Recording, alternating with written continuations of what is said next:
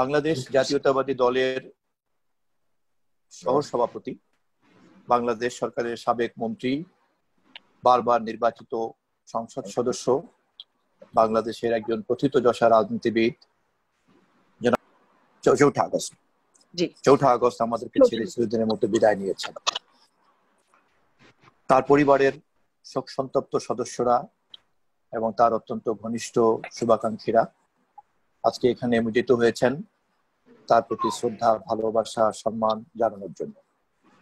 মরহুমের একমাত্র সন্তান ব্যারিস্টার মেহনাজ মান্নান আজকে যারা এখানে উপস্থিত, তাদের উদ্দেশ্যে মরহুমের স্মরণে এই আলোচনা সূত্রপাত করছেন ব্যারিস্টার মেহনাজ মান্নান।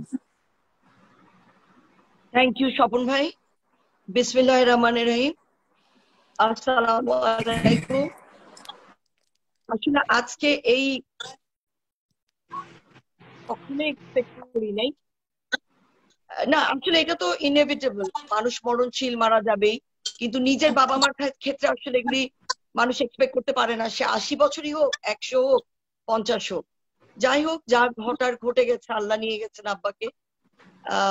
ওই কারণে আজকে আমরা একটু সবাই মিলে আব্বুর যারা খুব ঘনিষ্ঠ এবং আব্বুর খুব প্রিয়, আমার এই ভাইয়া ভাবি বা আমার মুহিদ আঙ্কেল এখানে আছেন, অ্যানি ভাই, মঈন ভাই, রিমন, স্বপন ভাই, আপনারা সবাই যারা খুব ঘনিষ্ঠ, আমরা খুব সিলেক্টিভ ওয়েতে অল্প কয়েকজনকে নিয়ে আজকে আব্বুর জন্য এই ট্রিবিউটটা দিতে চাচ্ছিলাম। আপনাদের সবাইকে অনেক ধন্যবাদ, আপনারা জয়েন করেছেন।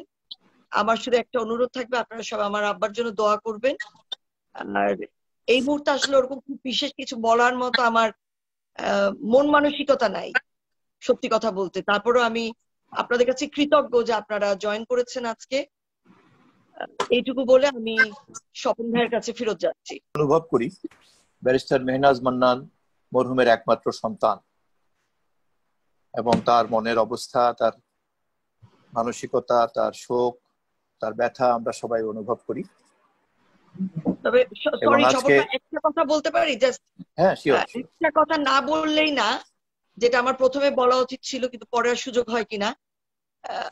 ডে 1 থেকে যেই মুহূর্তে আমার আব্বুর এই ঘটনাটা ঘটলো, that is 2 August early morning UK time, আপনাদের এখানকার সকাল 8টা, সেই মুহূর্ত থেকে এখন পর্যন্ত এই পৃথিবীতে যে মানুষটির আমি সবচেয়ে সাপোর্ট পেয়েছি,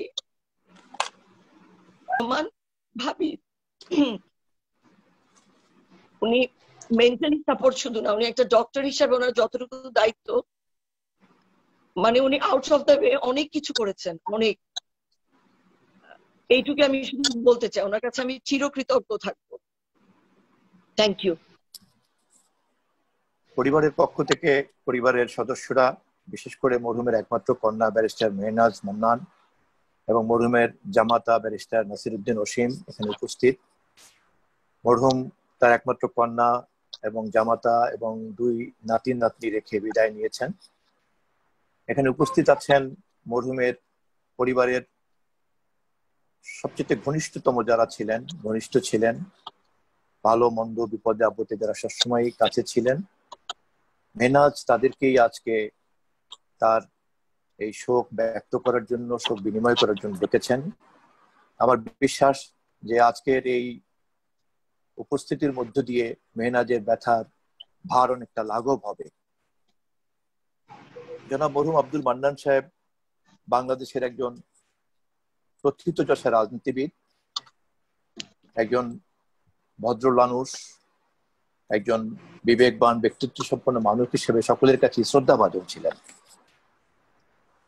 তাকে কেউ পেয়েছেন একজন সহকর্মী হিসাবে, বিশেষ করে জনাব আব্দুল মুহিত চৌধুরী সাহেব এখানে উপস্থিত আছেন। তাকে কেউ পেয়েছেন একজন এমপি হিসাবে, কেউ পেয়েছেন একজন মন্ত্রী হিসাবে, কেউ পেয়েছেন বাবা হিসাবে, মুসলিম পেয়েছেন শ্বশুর হিসাবে। এভাবে আমাদের এখানে যারা উপস্থিতের বাইরেও অনেক মানুষ অনেকভাবেই তাকে দেখেছেন।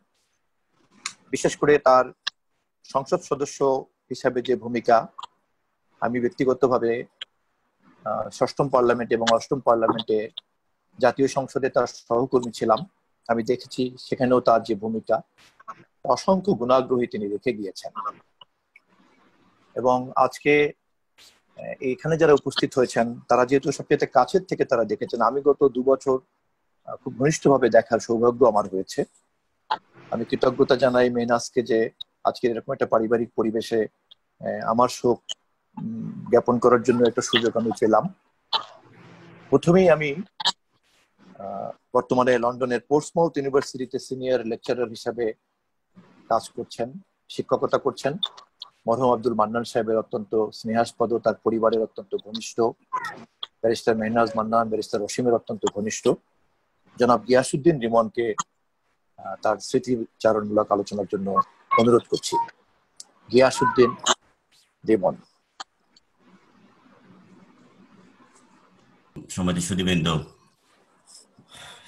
সত্যি কথা বলতে কি আপনারা আসলে আমরা সকলেই জানি যে মান্নান আঙ্কেল একজন অত্যন্ত বড় মাপের মানুষ ছিলেন, একজন চিন্তাশীল, দূরদর্শী, খাঁটি দেশপ্রেমিক ভদ্রলোক ছিলেন। এখানে আমি গুণীজনদের দেখতে পাচ্ছি, তারা মরহুমের কর্মজীবন নিয়ে, পেশাগত জীবন নিয়ে, রাজনৈতিক জীবন নিয়ে আলোকপাত করবেন। আমি শুধু আমার ব্যক্তিগত অভিজ্ঞতা থেকে, আমি কাছ থেকে যেভাবে আঙ্কেলকে দেখেছি সে বিষয়ে 2-4টি কথা বলতে চাই। তবে সবচেয়ে অবাক লাগছে যে এত তাড়াতাড়ি আঙ্কেলকে নিয়ে স্মৃতিচারণ করতে হবে, এই কথা আমি কোনোদিন ভাবতেও পারিনি। মার্চের 18 তারিখে আমার মা ইন্তেকাল করলেন, আমরা যখন অপেক্ষা করছি ওই সময় আঙ্কেল আমাকে ফোন করলেন, বললেন যে তোমার মা মারা গেছে। আমি নিশ্চয় আসতাম, আমার বাসার কাছে এত হসপিটালে, কিন্তু তুমি তো জানো আমার শরীরটা খারাপ। তো সেটাই ছিল আঙ্কেলের সাথে আমার শেষ কথা।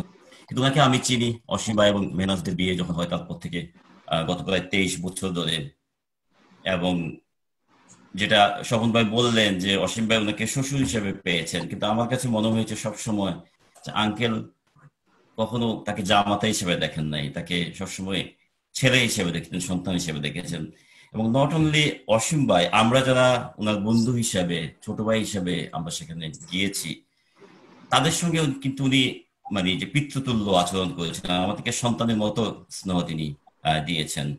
এবং আমরা ওই বাসায় গিয়েছি, খেয়েছি, আড্ডা গল্প করেছি, রাতে থেকেছি, কিন্তু আঙ্কেল আন্টি ওনারা সবসময় আমাদের লুক আফটার করতেন।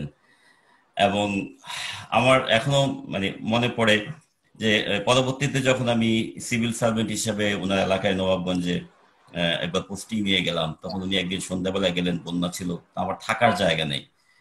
তো উনি ওখানে উপজেলা ইঞ্জিনিয়ার এবং অন্যদেরকে থাকার ব্যবস্থা করতে বললেন। এক পর্যায়ে উনি বললেন যে he is my San, uncle বললেন যে হি ইজ মাই সান। আমি এই কথা আমি এখনো আমি চিন্তা করি যে উনার মতো একজন বড় মানুষ হয়তো আর কেউ কোনদিন এই কথা আমার জন্য বলবেন না।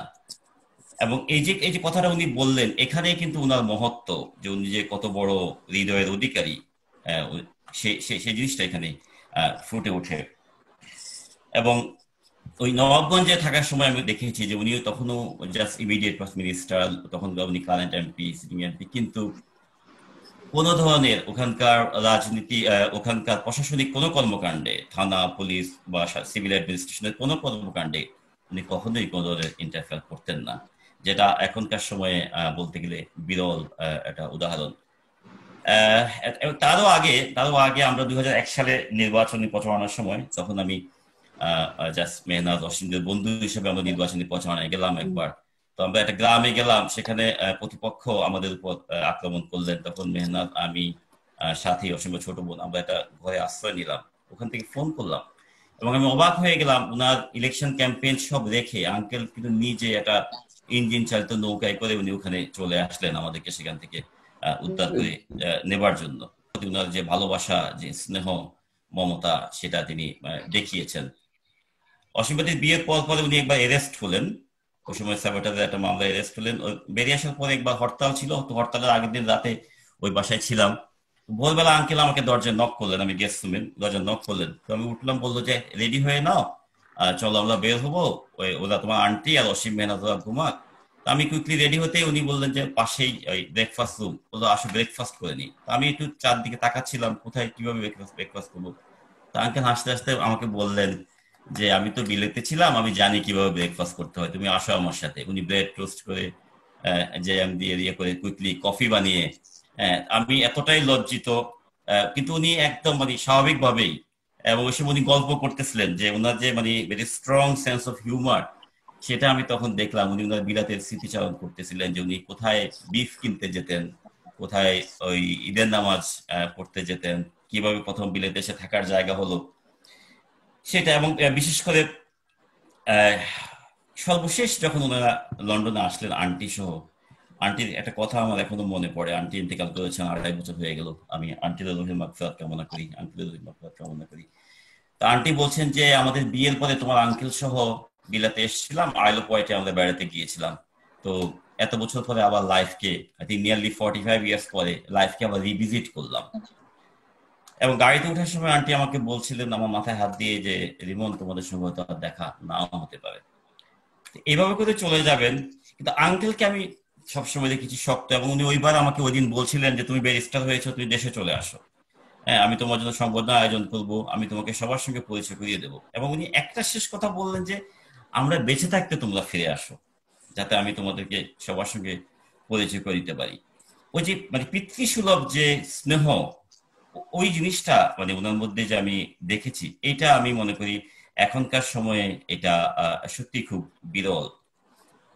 এবং এই শেষবার উনি যখন আসলেন গত নভেম্বরে, উনি আসার একদিন পরেই আমার পোর্টসমাউথ ইউনিভার্সিটি চাকরি ইন্টারভিউ ছিল। তো আমার জব অফার পাওয়ার পরে আমি অসীম ভাইকে বললাম, রাতে যখন দেখা করতে গেলাম, আঙ্কেল যেভাবে আমাকে উচ্ছ্বসিত মানে প্রশংসা করে এবং উনি আমাকে উৎসাহ দিলেন যে আমরা বিলাতে লেখাপড়া করেছি, তুমি এই কাজটা করো। আমার মনে হয় না যে এরকম করে এখনকার সময়ে আর কারো কাছ থেকে এই স্নেহটা পাবো। আমি আমার ব্যক্তিগত মানে অভিজ্ঞতা থেকে এই কথাগুলো বলছি, কিন্তু আমি একদম ছোট মানুষ, কিন্তু আমার প্রতি উনার যে স্নেহ, যে মমত্ববোধ উনি দেখিয়েছেন একজন, আমার মনে হয় এখান থেকে এটা এটা প্রকারান্তরে রিফ্লেক্ট করে যে অ্যাজ এ হোল, যে ওনার ওয়ার্কারদের প্রতি, পার্টি অ্যাক্টিভিস্টদের প্রতি, ওনার ফলোয়ারদের প্রতি ওনার কি ধরনের স্নেহ মমতাবোধ ছিল। তো আমি মনে করি আঙ্কেলের যে কর্মময় জীবন, এটাকে আমরা যাতে অমর করে রাখতে পারি, সেজন্য আমি পরিবারের প্রতি অনুরোধ করব, আমরা যদি আঙ্কেলের নামে একটা ট্রাস্ট ফান্ড গঠন করে যাতে ভবিষ্যতে যদি চ্যারিটেবল অ্যাক্টিভিটিস চালু রাখতে পারি, তাহলে আমার কাছে মনে হয় সেটা একটা ভালো উদ্যোগ হবে। আর আমরা ভবিষ্যতে যদি পরিস্থিতি স্বাভাবিক হয়, আমরা একটা নাগরিক শোক সভার আয়োজন হয়তো করবো, এবং তখন আমরা একটা পাবলিকেশনের ব্যবস্থা করবো। এটা আমাদের দিক থেকে আমাদের চিন্তা। এখানে গুণীজনরা আছেন, তারা কথা বলবেন, সেজন্য আমি আঙ্কেলের রহিম মাগফিরাত কামনা করে এখানে শেষ করছি। আমি এখন অনুরোধ করব সৈয়দ মঈনুদ্দিন, যিনি একসময় বাংলাদেশ বিমানের লন্ডন শাখার কান্ট্রি ম্যানেজার ছিলেন, মরহুম জনাব আব্দুল মান্নান ব্যারিস্টার অসীম এবং ব্যারিস্টার মেহনাজের ঘনিষ্ঠ হওয়ার কারণে তাকে স্নেহের দৃষ্টিতে দেখতেন, একজন পারিবারিক সদস্য এই পরিবারের। কথা বলছেন সৈয়দ মঈনুদ্দিন। বিসমিল্লাহির রহমানির রহিম। আজকের এই আলোচনা সভায় মরহুম আব্দুল মান্নান সাহেবের আলোচনা সভায় উপস্থিত বিএনপির ভারপ্রাপ্ত চেয়ারম্যান জনাব তারেক রহমান, মিসেস জুবাইদা রহমান, এবং বিএনপির মহাসচিব মির্জা ফখরুল ইসলাম আলমগীর, এবং আমার শ্রদ্ধাভাজন ব্যবস্থাপনা পরিচালক আব্দুল মুহিত চৌধুরী সাহেব, এবং সাবেক এমপি জনাব এনি সাহেব, এবং সবাইকে, মাইনাস এবং অসীম ভাইকে, মিশরের পারিবারিক সদস্যের এই আলোচনা সভায় আমাকে স্যার সম্পর্কে কিছু বলার জন্য রেখেছেন। ব্যক্তিগতভাবে স্যারকে আমি চিনি দীর্ঘদিন, অসীম ভাইকে আমি 1986 সাল থেকে চিনি, এবং স্যারকে আমি চিনি কারণ আমি 90 সালে বিমানে যোগদানের পর থেকে 91 থেকে আমি স্যারকে ভালোভাবে চিনতাম এবং চিনি, এবং তৎকালীন সময়ে ব্যবস্থাপনা পরিচালক ছিলেন জনাব আব্দুল মুহিত সাহেব, এবং মাননীয় মন্ত্রী ছিলেন জনাব মরহুম আব্দুল মান্নান সাহেব। তো আমি ওনাকে দুভাবে, আমি ওনার দুটা আমি স্মৃতিচারণ করব। আমার বাবা বাংলাদেশ বিমানে কাজ করতেন, এবং যখন আমি যোগদান করি তখন আমি আমার বাবার, তখন উনি দুনিয়া থেকে চলে গেছেন, কিন্তু আমি সবসময় বাবার কাছে শুনেছি ওনার কথা যে উনি ব্যক্তিগতভাবে কি ধরনের মানুষ ছিলেন। তার পরবর্তী জীবনে আমি যখন কর্মজীবনে যোগদান করি, ওনাকে আমি কাছ থেকে দেখেছি, পেয়েছি। সবচেয়ে বড় বিষয় যেটা, আমি 18-20 বছর বাংলাদেশ বিমানে কাজ করেছি,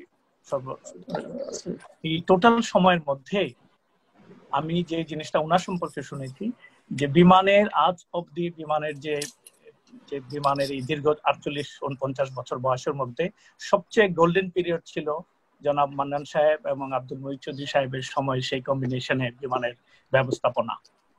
সেটা ছিল 91 থেকে বিএনপির সেই প্রথম সময়টা 91 থেকে 96, এবং এটাকে আমি বলবো এটা একটা গোল্ডেন টাইম ছিল বাংলাদেশ বিমানের জন্য।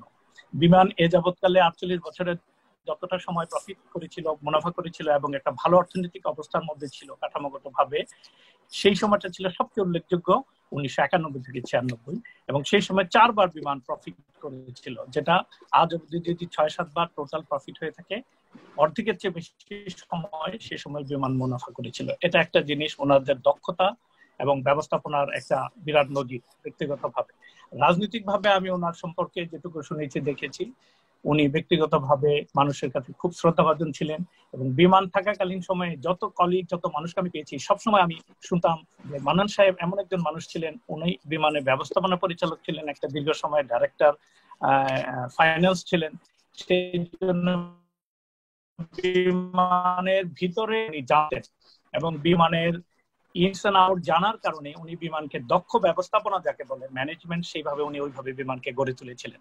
এবং পরবর্তীতে ওনার সততা এবং একনিষ্ঠতার ফলে, এবং ওনার সেই ডান হাত ওনাকে উনি পেয়েছিলেন স্বনামধন্য একজন ব্যবস্থাপনা পরিচালক জনাব আব্দুল মুহিত চৌধুরী সাহেব, এই দুই কম্বিনেশনে বিমান তখন সবচেয়ে বেশি ভালো একটা অবস্থানে বিরাজ করছিল।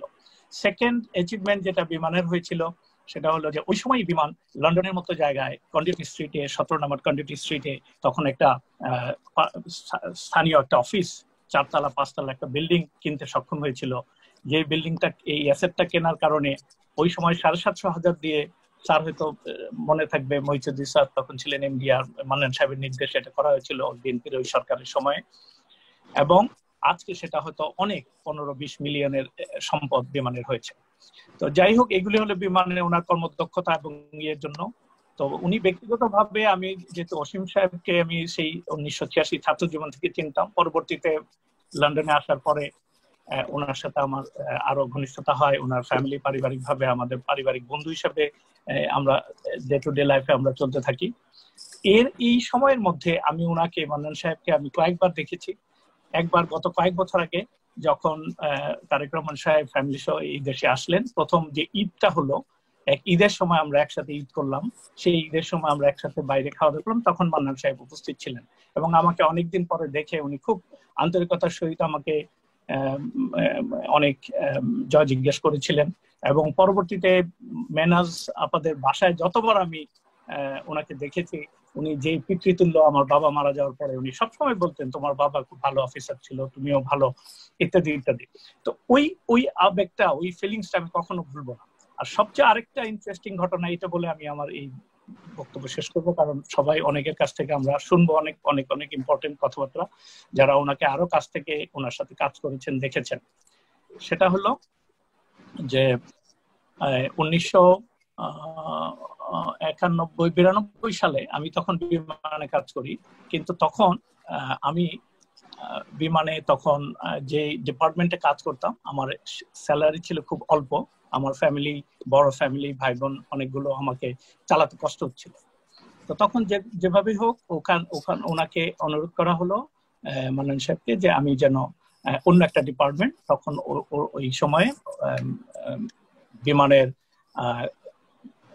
ফ্লাইট সার্ভিস ডিপার্টমেন্টে স্টুয়ার্ড নেওয়া হচ্ছিল। তো ফিনান্সিয়াল বেনিফিট ইনস্ট্যান্ট পাওয়ার জন্য আমি ওখানে যাওয়ার চিন্তা করলাম, এবং স্যারকে আমি দেখা করলাম অফিসে যে, এবং উনি তখন আমার কথা মনোযোগ দিয়ে শুনলেন, এবং একটা কথা উনি ওই সময় আমাকে বলেছিলেন, যেটা হয়তো মানে আমার পরবর্তী জীবনে যখন এটা মিলে গিয়েছিল তখন আমার কাছে খুব আনন্দ লাগতো। উনি আমাকে একটা কথা বলে, মনোযোগ দিয়ে আমার শুনে বলেছিলেন যে, বাবা তুমি অফিসার থেকে তুমি স্টুয়ার্ড হতে চাচ্ছ, ঠিক আছে, ইটস ইওর ডিসিশন, তুমি হয়তো করতে পারো, কিন্তু আমি মনে করি তুমি যদি, তোমার বাবা বিমানে সেলসে কাজ করেছেন, তুমি যদি এই ডিপার্টমেন্টে থাকো, হয়তো এমন একটা সময় আসবে যে সময় তুমি তোমার বাবার মতো কোন একটা দেশের কান্ট্রি ম্যানেজার হিসেবে হয়তো যেতে পারবে। সেই ক্ষেত্রে এটা আব্দুল মুহিত চৌধুরী সাহেব সেটাকে খুব অ্যাপ্রিসিয়েট করেছিলেন এবং উনিও সেটা এন্ডোর্স করেছিলেন। এবং পরবর্তীতে ওই সিদ্ধান্ত থেকে আমি তখন সরি বলে আমি যে না, আমি স্টুয়ার্ডে যাব না, যেখানে আছি আমি সেখানেই থাকবো, এবং আমি চলে আসছিলাম। তো সেই স্মৃতিটা আমার সবসময় মনে থাকে। যখন আমি লন্ডনে এসেছিলাম তখন উনি হাসছিলেন যে দেখো তুমি কিন্তু চলে আসছো লন্ডন, আমি বলেছিলাম না তুমি একদিন আসবে। তো এই জন্য আমার সবসময় মনে হয় যে আসলে যারা দূরদর্শী, যাদের চিন্তা চেতনা খুব সামনের দিকে ফার্স্ট সাইডনেস যাদের বেশি, তারা বুঝতে পারেন যে কে আসলে কখন কোথায় কি করতে পারে বা করতে পারবে। এই জন্য স্যারকে আমি অনেক কৃতজ্ঞতার সাথে স্মরণ করছি। উনি সজ্জন ছিলেন, ভালো মানুষ ছিলেন, সৎ মানুষ ছিলেন। আমি আল্লাহর কাছে এই দোয়া করি, আল্লাহ আমরা সবাই একদিন চলে যাব, আল্লাহ যেন ওনাকে বেহেশতের সেই ভালো জায়গায় ওনাকে রাখেন এবং ওনাকে বেহেশত নসিব করেন, এবং ওনার পরিবার এর প্রতি আমার রইল মেনাজ এবং সবাই যেন আল্লাহ তাদেরকে সবর করার তৌফিক দেন। এই বলে আমি আমার বক্তব্য শেষ করছি। অনেক ধন্যবাদ। আসসালামু আলাইকুম। ধন্যবাদ সৈয়দ মাইনুদ্দিন। আমি এখন অনুরোধ করব ব্যারিস্টার নাসিরউদ্দিন আহমেদ অসীম, মরহুমের একমাত্র কন্যা ব্যারিস্টার মেহনাজের জামাতা। ব্যারিস্টার নাসিরউদ্দিন অসীম শুধুমাত্র তার জামাতা বললে ভুল হবে, তিনি তার পুত্র সন্তান একমাত্র বললেই সঠিক হবে, এবং সবসময় তাকে এই ধরনের স্নেহ, এই ধরনের দৃষ্টিভঙ্গিতে তিনি দেখতেন। আমি ব্যক্তিগতভাবেও অসীমের অনুপস্থিতিতে, মেহনাজের অনুপস্থিতিতে অসীম এবং মেহনাজকে নিয়ে মরহুমের মুখ থেকে অনেক স্নেহের ইঙ্গিত, বক্তব্য আমি জেনেছি। ব্যারিস্টার নাসিরউদ্দিন আহমেদ অসীম এখন তার স্মৃতি আলোচনা করছেন। আসসালামু আলাইকুম ভাইয়া, ভাবি, বিএনপির অ্যাক্টিং চেয়ারম্যান জনাব তারেক রহমান, ডক্টর জুবাইদা রহমান, যারা আমাদেরকে সবসময় সবচেয়ে বেশি পারিবারিকভাবে আমাদেরকে সাপোর্ট দিয়েছেন, আমাদের দুঃসময়ে সবসময় আমাদেরকে অনুপ্রেরণা দিয়েছেন, আমাদেরকে আলো দেখিয়েছেন, আপনাদের কাছে আমরা কৃতজ্ঞ। পরিবারের পক্ষ থেকে আজকে এখানে আপনারা জয়েন করেছেন, আমরা সত্যি কৃতজ্ঞ। জনাব মির্জা আলমগীর ভাই অনেক সময় ব্যস্ততা থাকতে হয়, তারপরেও তিনি সময় দিয়েছেন, আপনার প্রতিও আমাদের কৃতজ্ঞতা রইল। মুহিত চৌধুরী আঙ্কেল, আপনার প্রতি আমার বিশেষ কৃতজ্ঞতা। আপনি এ বয়সে আপনি জানাজায় অংশগ্রহণ করেছেন, মহামারীর শঙ্কা উপেক্ষা করে আপনি এসছেন। আমরা পরিবারের পক্ষ থেকে আপনাকে কৃতজ্ঞতা জানাই। রেজাউর রহমান আঙ্কেল, আমার আব্বুর সঙ্গে, আমি ওনাকে শ্বশুর বলি না, স্বপন ভাই যেটা বলেছেন যে একমাত্র মেয়ের জামাতা, আমি আইনজীবী হিসেবে আমি বলতাম যে অবজেকশন ইওর অনার বা অবজেকশন মাই লর্ড, আমি এটা বলতাম। ওনার ক্ষেত্রে বোধহয় সেটা প্রযোজ্য না, উনি আমাকে জামাতা হিসেবে দেখেননি, উনি আমাকে ছেলের মতোই দেখেছেন। ছেলের মতো না, শুধু ছেলে দেখেছেন। আমিও ঠিক তেমনটাই, আমার মাথার উপরে একজন ছায়া। ভাইয়া কদিন আগে আমাকে বলছিলেন যে আপনাদের মাথার উপরে ছায়া, অনেক কিছু আপনাদেরকে আপনাদের সিদ্ধান্ত নিতে হবে খুব ঠান্ডা মাথায়। আমি জনাব তারেক রহমান সাহেবের প্রতি কৃতজ্ঞতা জানাই। আপনি যে উপদেশ দিয়েছেন বড় ভাইয়ের মতো, বা যা বোঝাতে চেষ্টা করেছেন আমি উপলব্ধি করেছি। উপস্থিত আছে আমার বন্ধু, বাল্যকালের বন্ধু, স্কুল জীবনের বন্ধু, ইউনিভার্সিটি লাইফের বন্ধু, রাজনৈতিক সহকর্মীও বটে, পারিবারিক বন্ধু তো বটেই, শহীদুদ্দিন চৌধুরী অ্যানি, সাবেক এমপি। উপস্থিত আছেন মুইন ভাই, দীর্ঘদিনের পারিবারিক বন্ধু, বিশ্ববিদ্যালয় জীবনের বন্ধু, রিমন, গিয়াসউদ্দিন রিমন, সেও অনেক স্মৃতি। আর স্বপন ভাই আমি অনেক বেশি পছন্দ করতাম। স্বপন ভাই একসময় ভিন্ন মত পথের রাজনীতি করতেন, কিন্তু স্বপন ভাইকে সে সময় থেকে, স্বপন ভাই ছাত্র রাজনীতি, ডাকসু ভবন বলেন, মধুর ক্যান্টিন বলেন, সে সময় থেকে আমার স্বপন ভাইকে খুব পছন্দ হতো। স্বপন ভাই আজকে সঞ্চালনার দায়িত্ব ভার কাঁধে নিয়েছেন, আমি স্বপন ভাইকে কৃতজ্ঞতা জানাচ্ছি। মরহুম জনাব আব্দুল মান্নান, আমার মনে হয় যে আমি খুব কম মানুষ দেখেছি যে অলরাউন্ডার বলে একটা কথা আছে। ক্রিকেটে অলরাউন্ডার বোলিং ব্যাটিং এটুকুতেই বোঝা যায়। কিন্তু মরহুম আব্দুল মান্নান আমার মনে হয় উত্তর, দক্ষিণ, পূর্ব, পশ্চিম সব দিকেই অল স্কোরার বলা চলে। একজন ছাত্র হিসেবে তিনি বিলেতে ফার্স্ট ক্লাস পেয়ে FCMA সম্পন্ন করেছিলেন। দেশের টানে তিনি ফেরত এসেছেন, সরকারি চাকরিতে জয়েন করেছেন। খুব কম বয়সে, সম্ভবত 37 বছর বয়সে তিনি বাংলাদেশ বিমানের ম্যানেজিং ডিরেক্টর হিসেবে যোগদান করেছিলেন। চাকরি ক্ষেত্রে উনি অনেক সুনাম অর্জন করেছিলেন। ওনার সততা, নিষ্ঠা, মেধা, যোগ্যতা সবকিছু দিয়েই উনি করেছিলেন। সে সময় বলেছিলেন, মঈন ভাই বলেছেন যে 91 থেকে 96 বাংলাদেশ বিমান লাভজনক প্রতিষ্ঠান ছিল। 1978-এ উনি 1977-এ সম্ভবত ফিনান্স ডিরেক্টর বিমানে জয়েন করলেন। 78 থেকে MD এবং 81 সাল পর্যন্ত উনি MD ছিলেন। সে 1978 সাল থেকে 81-82 সাল পর্যন্ত বিমান লাভজনক প্রতিষ্ঠান পরিণত হয়েছিল। দ্বিতীয়বার মোহিত চৌধুরী আঙ্কেল MD ছিলেন, আব্বু মন্ত্রী ছিলেন। ওনাদের দুজনের নিশ্চয় কাজের সমন্বয়টা এমন ছিল যে উত্তরোত্তর সমৃদ্ধি যেটাকে বলে সেটা ওনারা করতে সক্ষম হয়েছিলেন। পেশাগত জীবনে 1982 সালে তিনি ব্যবসা শুরু করলেন। ব্যবসা শুরু করে ব্যবসার প্রথম জীবনে অনেক কষ্ট করেছেন উনি আমাকে বলেছেন যে মাত্র 10,000 টাকার জন্য উনি গাড়ি ড্রাইভ করে উনি কুমিল্লা গিয়েছিলেন, মাত্র 10,000 টাকার জন্য। হাঁটি হাঁটি পা করে দিনের পর দিন, বছরের পর বছর উনি ব্যবসা প্রতিষ্ঠান দাঁড় করিয়েছেন, ওনার আরো দুজন পার্টনার সহ। সেখানেও তিনি সফল হয়েছিলেন। সামাজিক কর্মকাণ্ডে তিনি নিজেকে নিয়োজিত রেখেছিলেন। উনি রোটারির ডিস্ট্রিক্ট গভর্নর হয়েছিলেন। রোটারির মাধ্যমে তিনি যেটুকু সেবা প্রয়োজন, যতটুকু পেরেছিলেন সময়ের মধ্য দিয়ে, সেটুকু তিনি আত্মনিয়োগ করেছেন। পরবর্তীতে 1991 সালে উনি জাতীয় সংসদের সদস্য নির্বাচিত হন। জাতীয় সংসদের সদস্য হয়ে একজন সংসদ সদস্যের যে ভূমিকা থাকার কথা, যতটুকু চেষ্টা উনি করেছেন, আমি মনে করি এ ধরনের খুব কম সংসদ সদস্য করে থাকেন। আমি ইংরেজির ছাত্র, ইংরেজিতে আমি অনার্স মাস্টার্স করেছি। তবে আমার জানা মতে সহজ এবং সুন্দর ইংরেজি যদি কোনো কিছু থেকে থাকে, অনেক কিছু আমি ওনার কাছ থেকে শিখেছি। আমি আইনজীবী, কিন্তু আমার মনে হয় উনি আইনজীবীদের আইনজীবী। আমার স্মরণ আছে ব্যারিস্টার নওশাদ জমির সহ উনি আমাদেরকে একবার ডেকেছিলেন যে একটা রিট পিটিশন করার জন্য। আমরা বলেছিলাম যে এটাতে রিট হবে না। নওশাদ ভাই বলেছিল যে রিট লাই করবে না আঙ্কেল, এটা হবে না, এটা কোর্ট থেকে বাদ করে দেবে। উনি বললেন যে ঠিক আছে, আমি দেখি কিছু করা যায় কিনা। উনি রেডি করলেন পিটিশনটা রেডি করে উনি টিএইচ খান স্যারের কাছে পাঠিয়েছেন। জাস্টিস টিএইচ খান স্যারের কাছে পাঠানোর পরে স্যার সেটা পড়েছেন, দেখেছেন। তারপরে স্যার আমাকে ফোন করেছেন যে অসীম, তোমার শ্বশুর এই জিনিসটা করেছে, আমি এটা মুভ করব। আমি বললাম স্যার এটা তো বলতে হয় না, তোমরা কি লয়ার নাকি আমি লয়ার? মান্নান সাহেব করেছে, এটা সেরকম হয়েছে, আমি এটা মুভ করব।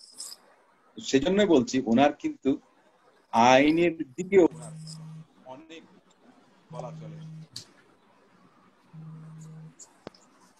দখল ছিল বা ওনার নেশা ছিল। বই লিখতেন, আর্টিকেল লিখতেন, আইনের উপরে অনেক বই লিখেছেন তিনি। আমরা ওনাকে হারিয়েছি। আমি মনে করি মাথার উপর থেকে ছাদ সরে গেছে।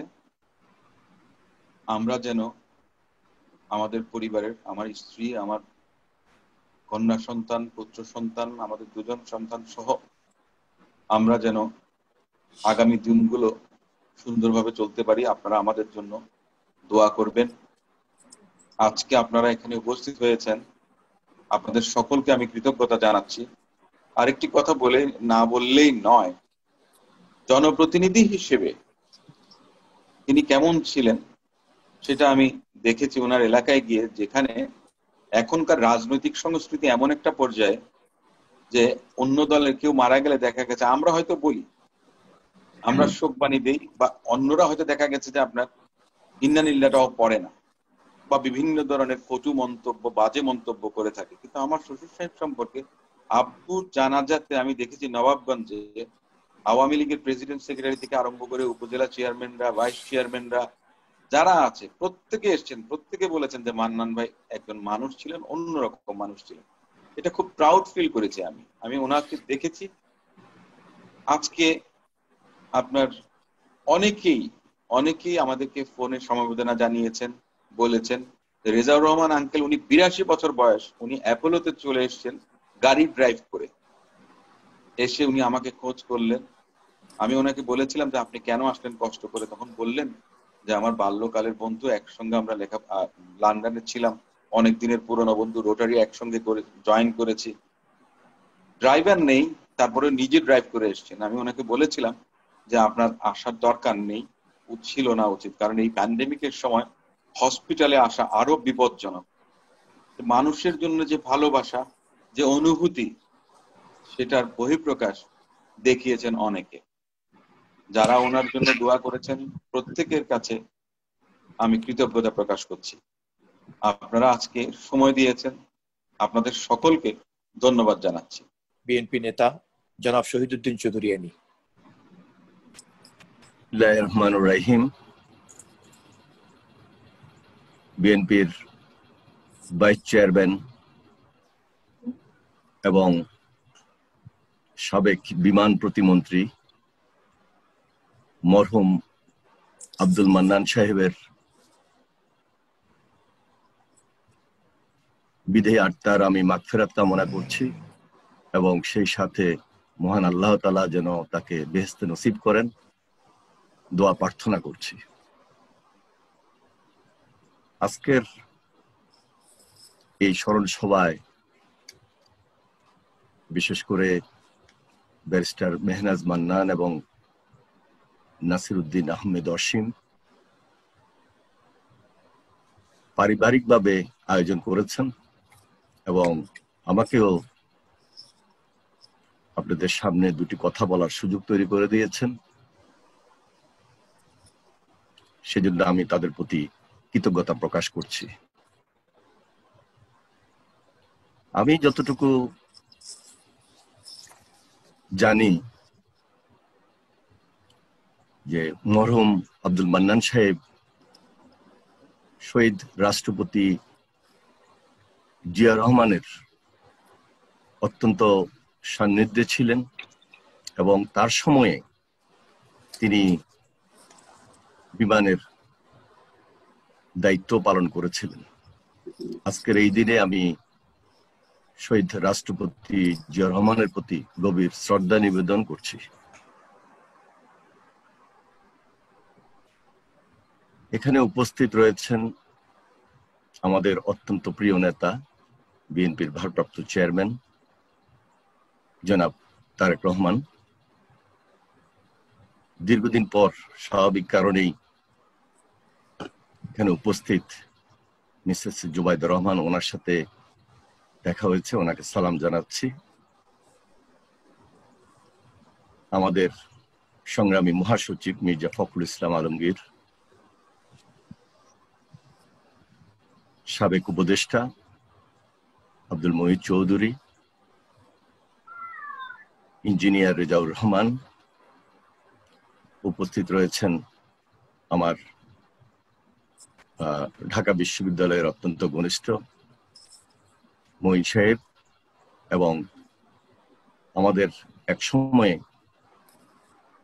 ঘনিষ্ঠ সাংবাদিক হিসাবে যিনি আমাদের ছাত্র রাজনীতিতে আমাদের সঙ্গেই সার্বক্ষণিকভাবে সম্পৃক্ত ছিলেন, গিয়াসউদ্দিন রিমন। উপস্থিত সবাইকে আমি আমার ব্যক্তিগত পক্ষ থেকে আন্তরিকভাবে মোবারকবাদ জানাই।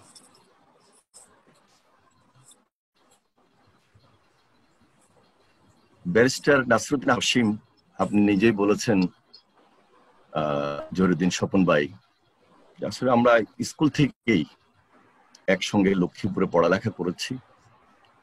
ওর আব্বা সেখানে ইঞ্জিনিয়ার হিসেবে দায়িত্ব পালন করছিলেন। সেই সুবাদে দীর্ঘদিন সেখান থেকে এসএসসি কমপ্লিট করেছি আমরা। এরপরে আমি ঢাকায় কলেজে চলে আসি, ও লক্ষ্মীপুর কলেজেই পড়ালেখা করে।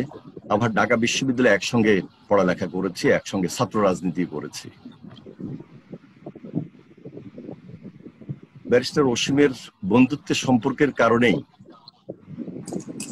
আব্দুল মান্নান সাহেবের সঙ্গে বা এই পরিবারের সঙ্গে আমার একটা পারিবারিক সম্পর্ক গড়ে ওঠে।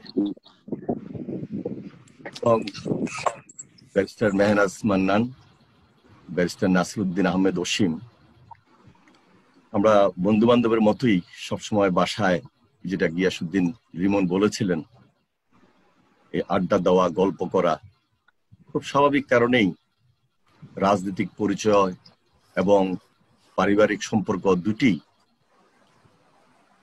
আব্দুল মান্নান সাহেবের সঙ্গে আমাদের সেই পিতৃতুল্য সম্পর্কেই ছিল। তিনি যেমন স্নেহ করতেন, আবার রাজনৈতিক উপদেশও উনি আমাদেরকে দিতেন। রাজনৈতিক পরিবারের মধ্যেই আমরা সবসময় সেখানে একত্রিত থাকতাম, গল্পগুজব করতাম, আড্ডাও দিতাম। ইভেন অ্যানি ভাই, বাবু ভাইও থাকতো আমাদের সাথে, শফিউল বাড়ি বাবু ভাই। শফিউল বাড়ি বাবু আমাদের স্নেহের ছোট ভাই, সেও আমাদের মাঝে নেই। কষ্ট হচ্ছে আসলে এই কথাগুলো বারবার আমাদের সবার সামনে নিয়ে আসা, বলা। সেও আমার অত্যন্ত স্নেহের ছোট ভাই বাবু। আমরা একসঙ্গেই সবাই আড্ডা দিতাম, গল্প করতাম। তা আমি বেশি কথা বলবো না, আমার নেতা রয়েছেন, নেতারা নেতৃবৃন্দ রয়েছেন, ওনারা বলবেন। শুধু ওনার একটি কথাই বলবো, যে পার্লামেন্টে 2001-এ আমি এত কাছ থেকে ওনার লেখা দেখেছি, ওনার বক্তব্য শুনেছি। যদি উনি দীর্ঘদিনের পার্লামেন্টারিয়ান ছিলেন, মন্ত্রী ছিলেন, বিভিন্ন স্ট্যান্ডিং কমিটির গুরুত্বপূর্ণ দায়িত্বে ছিলেন দীর্ঘদিন, দীর্ঘ সময়, তো তার লেখার মধ্যে, তার কথার মধ্যে যেমন আর্ট ছিল, স্টাইল ছিল, তেমনি ছিল খুব স্পষ্ট। বাসায় যে পড়াশোনা করতেন এবং ড্রাফট করে নিয়ে আসতেন, বাসায় বসে সময় দিতেন, এটা তার লেখনের মধ্যে বোঝা যেত। তিনি, তার বক্তব্যগুলো ছিল খুব স্পষ্ট। যাই হোক, তবে রাজনৈতিক জীবনে নির্যাতিত ছিলেন। আমার মনে পড়ে সায়েন্স ল্যাবরেটরিতে যখন ওনার নেতৃত্বে আমরা মিছিল করি, মিটিং করি এই হাসিনার বিরুদ্ধে, ফ্যাসিস্টের বিরুদ্ধে, তখন এক পর্যায়ে আমাদের মিছিলের উপর হামলা হয়। আমরা আত্মরক্ষার্থে ওনার বাসায় গিয়ে আশ্রয় নিই। এই হায়নারা সেদিন তার বাসায় হামলা করেছে, একবার না, উপর্যুপরি কয়েকবার। যাই হোক, এগুলো আপনারা সবাই জানেন। মামলা, মোকদ্দমা, হয়রানি, গ্রেপ্তার, এটা তার প্রতিনিধিই ছিল।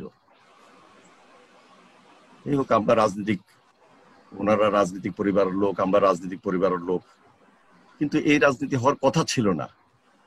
আজকে এই দেশে এই রাজনীতি আমাদেরকে মোকাবেলা করতে হচ্ছে। আল্লাহ তাআলা আমাদেরকে সুযোগ দিবেন, আমরা সে অপেক্ষায় রয়েছি। দেশনেত্রী বেগম খালেদা জিয়া তার নেতৃত্বে এবং আমাদের ভারপ্রাপ্ত চেয়ারম্যান জনাব তারেক রহমানের নেতৃত্বে আমরা কিভাবে ঐক্যবদ্ধ থাকবো, এগিয়ে যাব, সে চেষ্টাই আমরা ওনার রাজনীতি থেকে, ওনার অনুপ্রেরণা থেকে, মরহুম আব্দুল মান্নান সাহেবের রাজনীতি থেকে এবং তার অনুপ্রেরণা থেকে অনুকরণ করব এবং ঐক্যবদ্ধ থাকব ইনশাল্লাহ। আমরা সেই জন্য এখনো মাঠে আছি, শত অত্যাচার, নির্যাতনকে উপেক্ষা করে। ঠিক একইভাবে ব্যারিস্টার নাসিরউদ্দিন আহমেদ অসীম, তাকে আমি অনুরোধ করব যে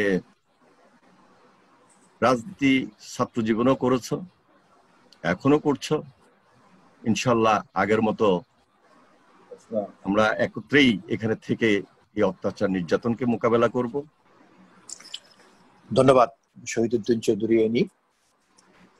মরহুম আব্দুল মান্নান সাহেবের চিরবিদায়ের পর তার একমাত্র সন্তান ব্যারিস্টার মেহনাজ মান্নান, যতবারই তার সঙ্গে কথা হয়েছে আমার মনে হয়েছে যে ব্যারিস্টার মেহনাজ মান্নান এবং তার পরিবার, ব্যারিস্টার অসীম, তার সন্তানরা সবাই তাদের এই শোক সামলে উঠতে পারছেন প্রথমত যে ব্যক্তির কারণে, তিনি হচ্ছেন ডাক্তার জুবাইদা রহমান।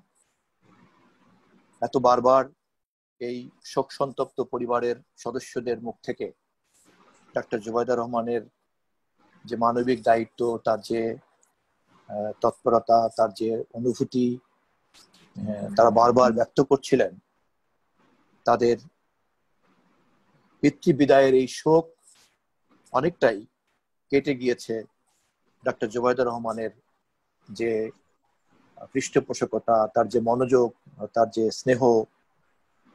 এখন কথা বলছেন ব্যারিস্টার মেহনাজ মান্নানের বড় বোন তুল্য ডাক্তার জুবাইদা রহমান।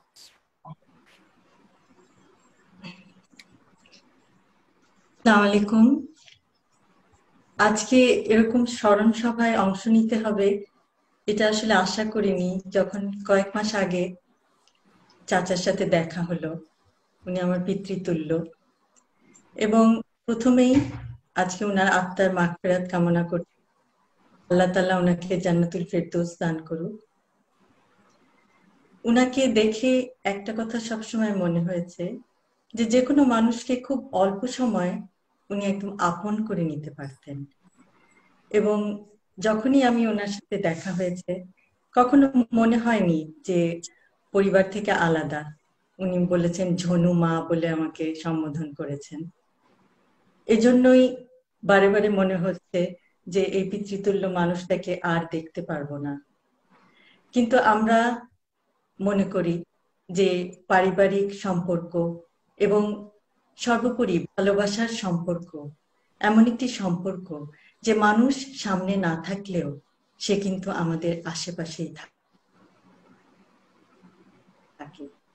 এবং আমারও বাবা নাই, এবং আমার একেবারেই ছোট বোনের মতো, আমারও ছোট বোন নেই। আমার বাবাকেও কিন্তু সবসময় মনে হয় যে উনি আমার আশেপাশেই আছেন।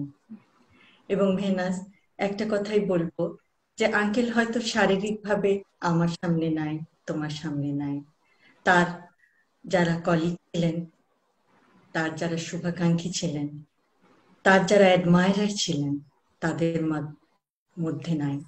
কিন্তু তিনি আছেন কিন্তু সবার মনের মধ্যে। তিনি আছেন আমার পাশে, তিনি আছেন তোমার পাশে, তিনি আছেন আরনাজ আরিজের পাশে। এবং এইভাবেই আমরা তার স্মৃতিকে নিজেদের মধ্যে ধারণ করব, তার অগণ্য কাজগুলো শেষ করব, এবং তাকে সবসময় একটি স্মৃতির মণিমালায় শ্রদ্ধার সর্বোচ্চ স্থান আল্লাহ তাআলা তাকে সর্বোচ্চ জান্নাতুল ফেরদৌস দান করুক। সবাইকে ধন্যবাদ। জনাব রেজাউর রহমান তার বন্ধু সম্পর্কে আলোচনা করবেন। জনাব রেজাউর রহমান।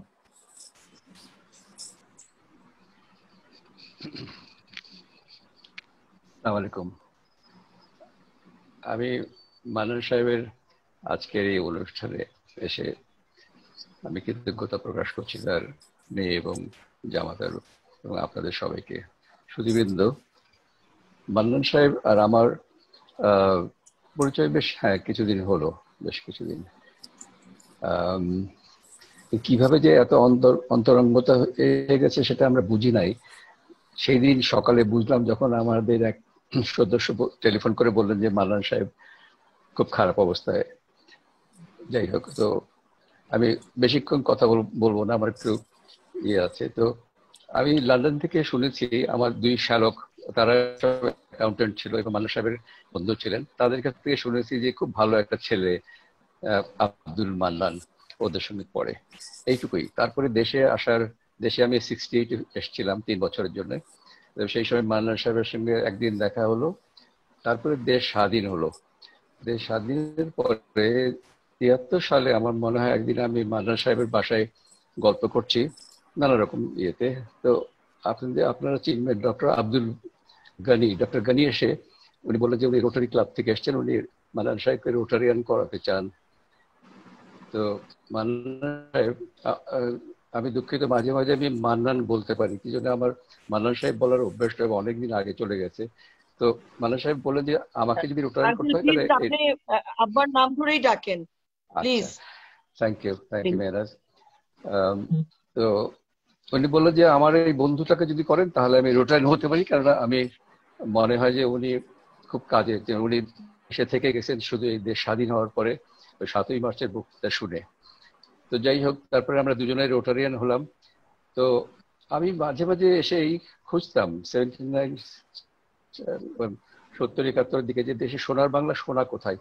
যাই হোক, তো আমি মান্নান সাহেবের সঙ্গে যখন রোটারিতে গেলাম তখন ধীরে ধীরে বাংলাদেশে যে সোনা আছে সেটা একটু একটু করে পেলাম।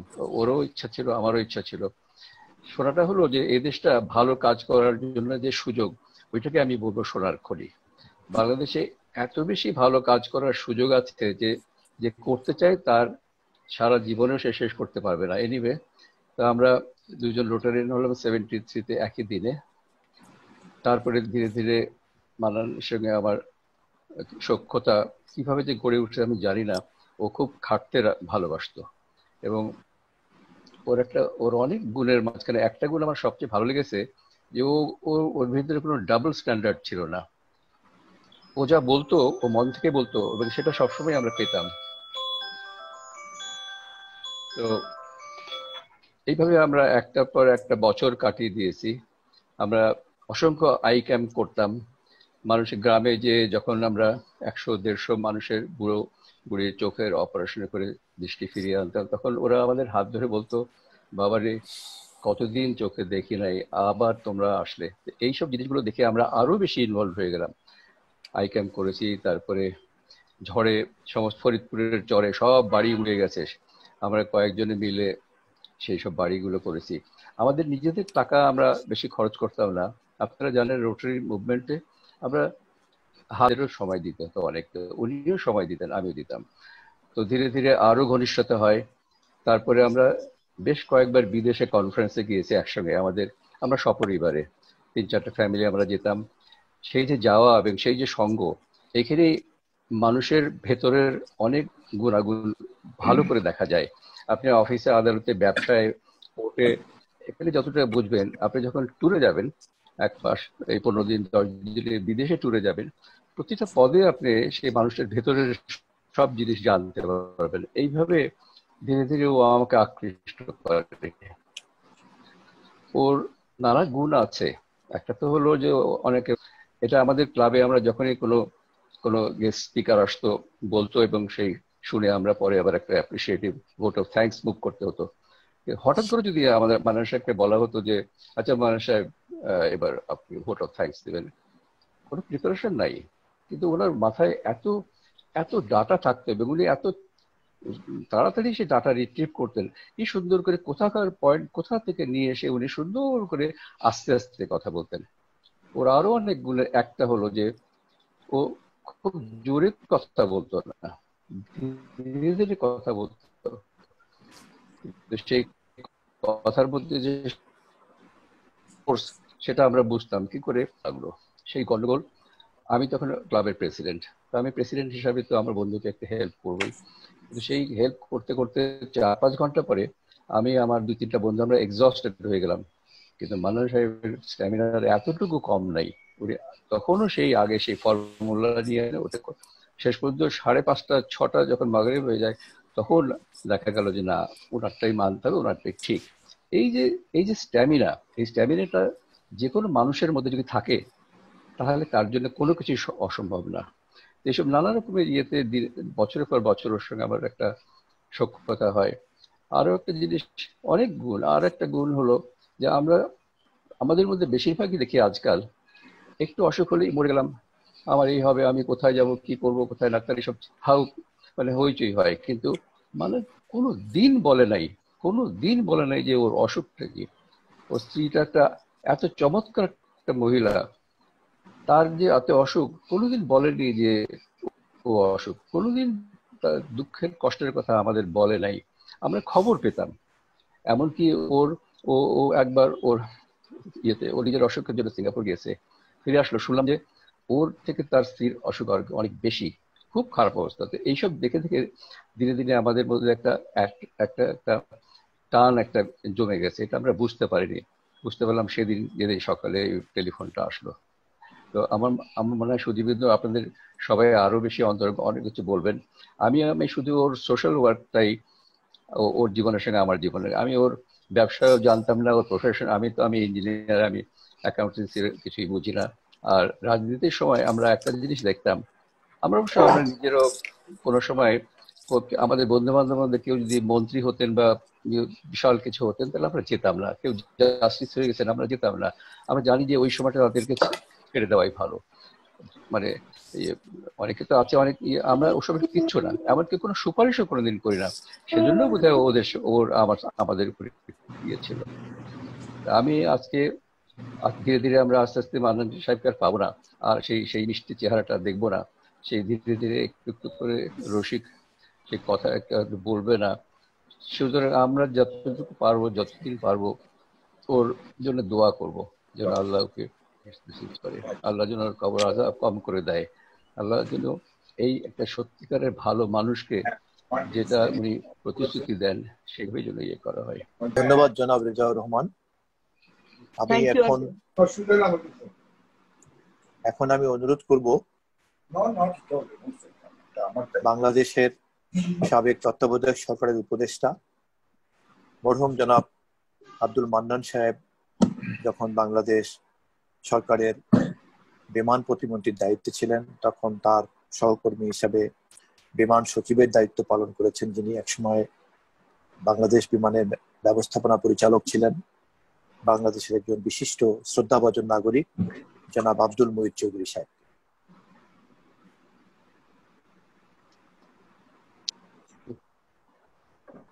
আসসালামু আলাইকুম। ওয়ালাইকুম আসসালাম। আমি প্রথমেই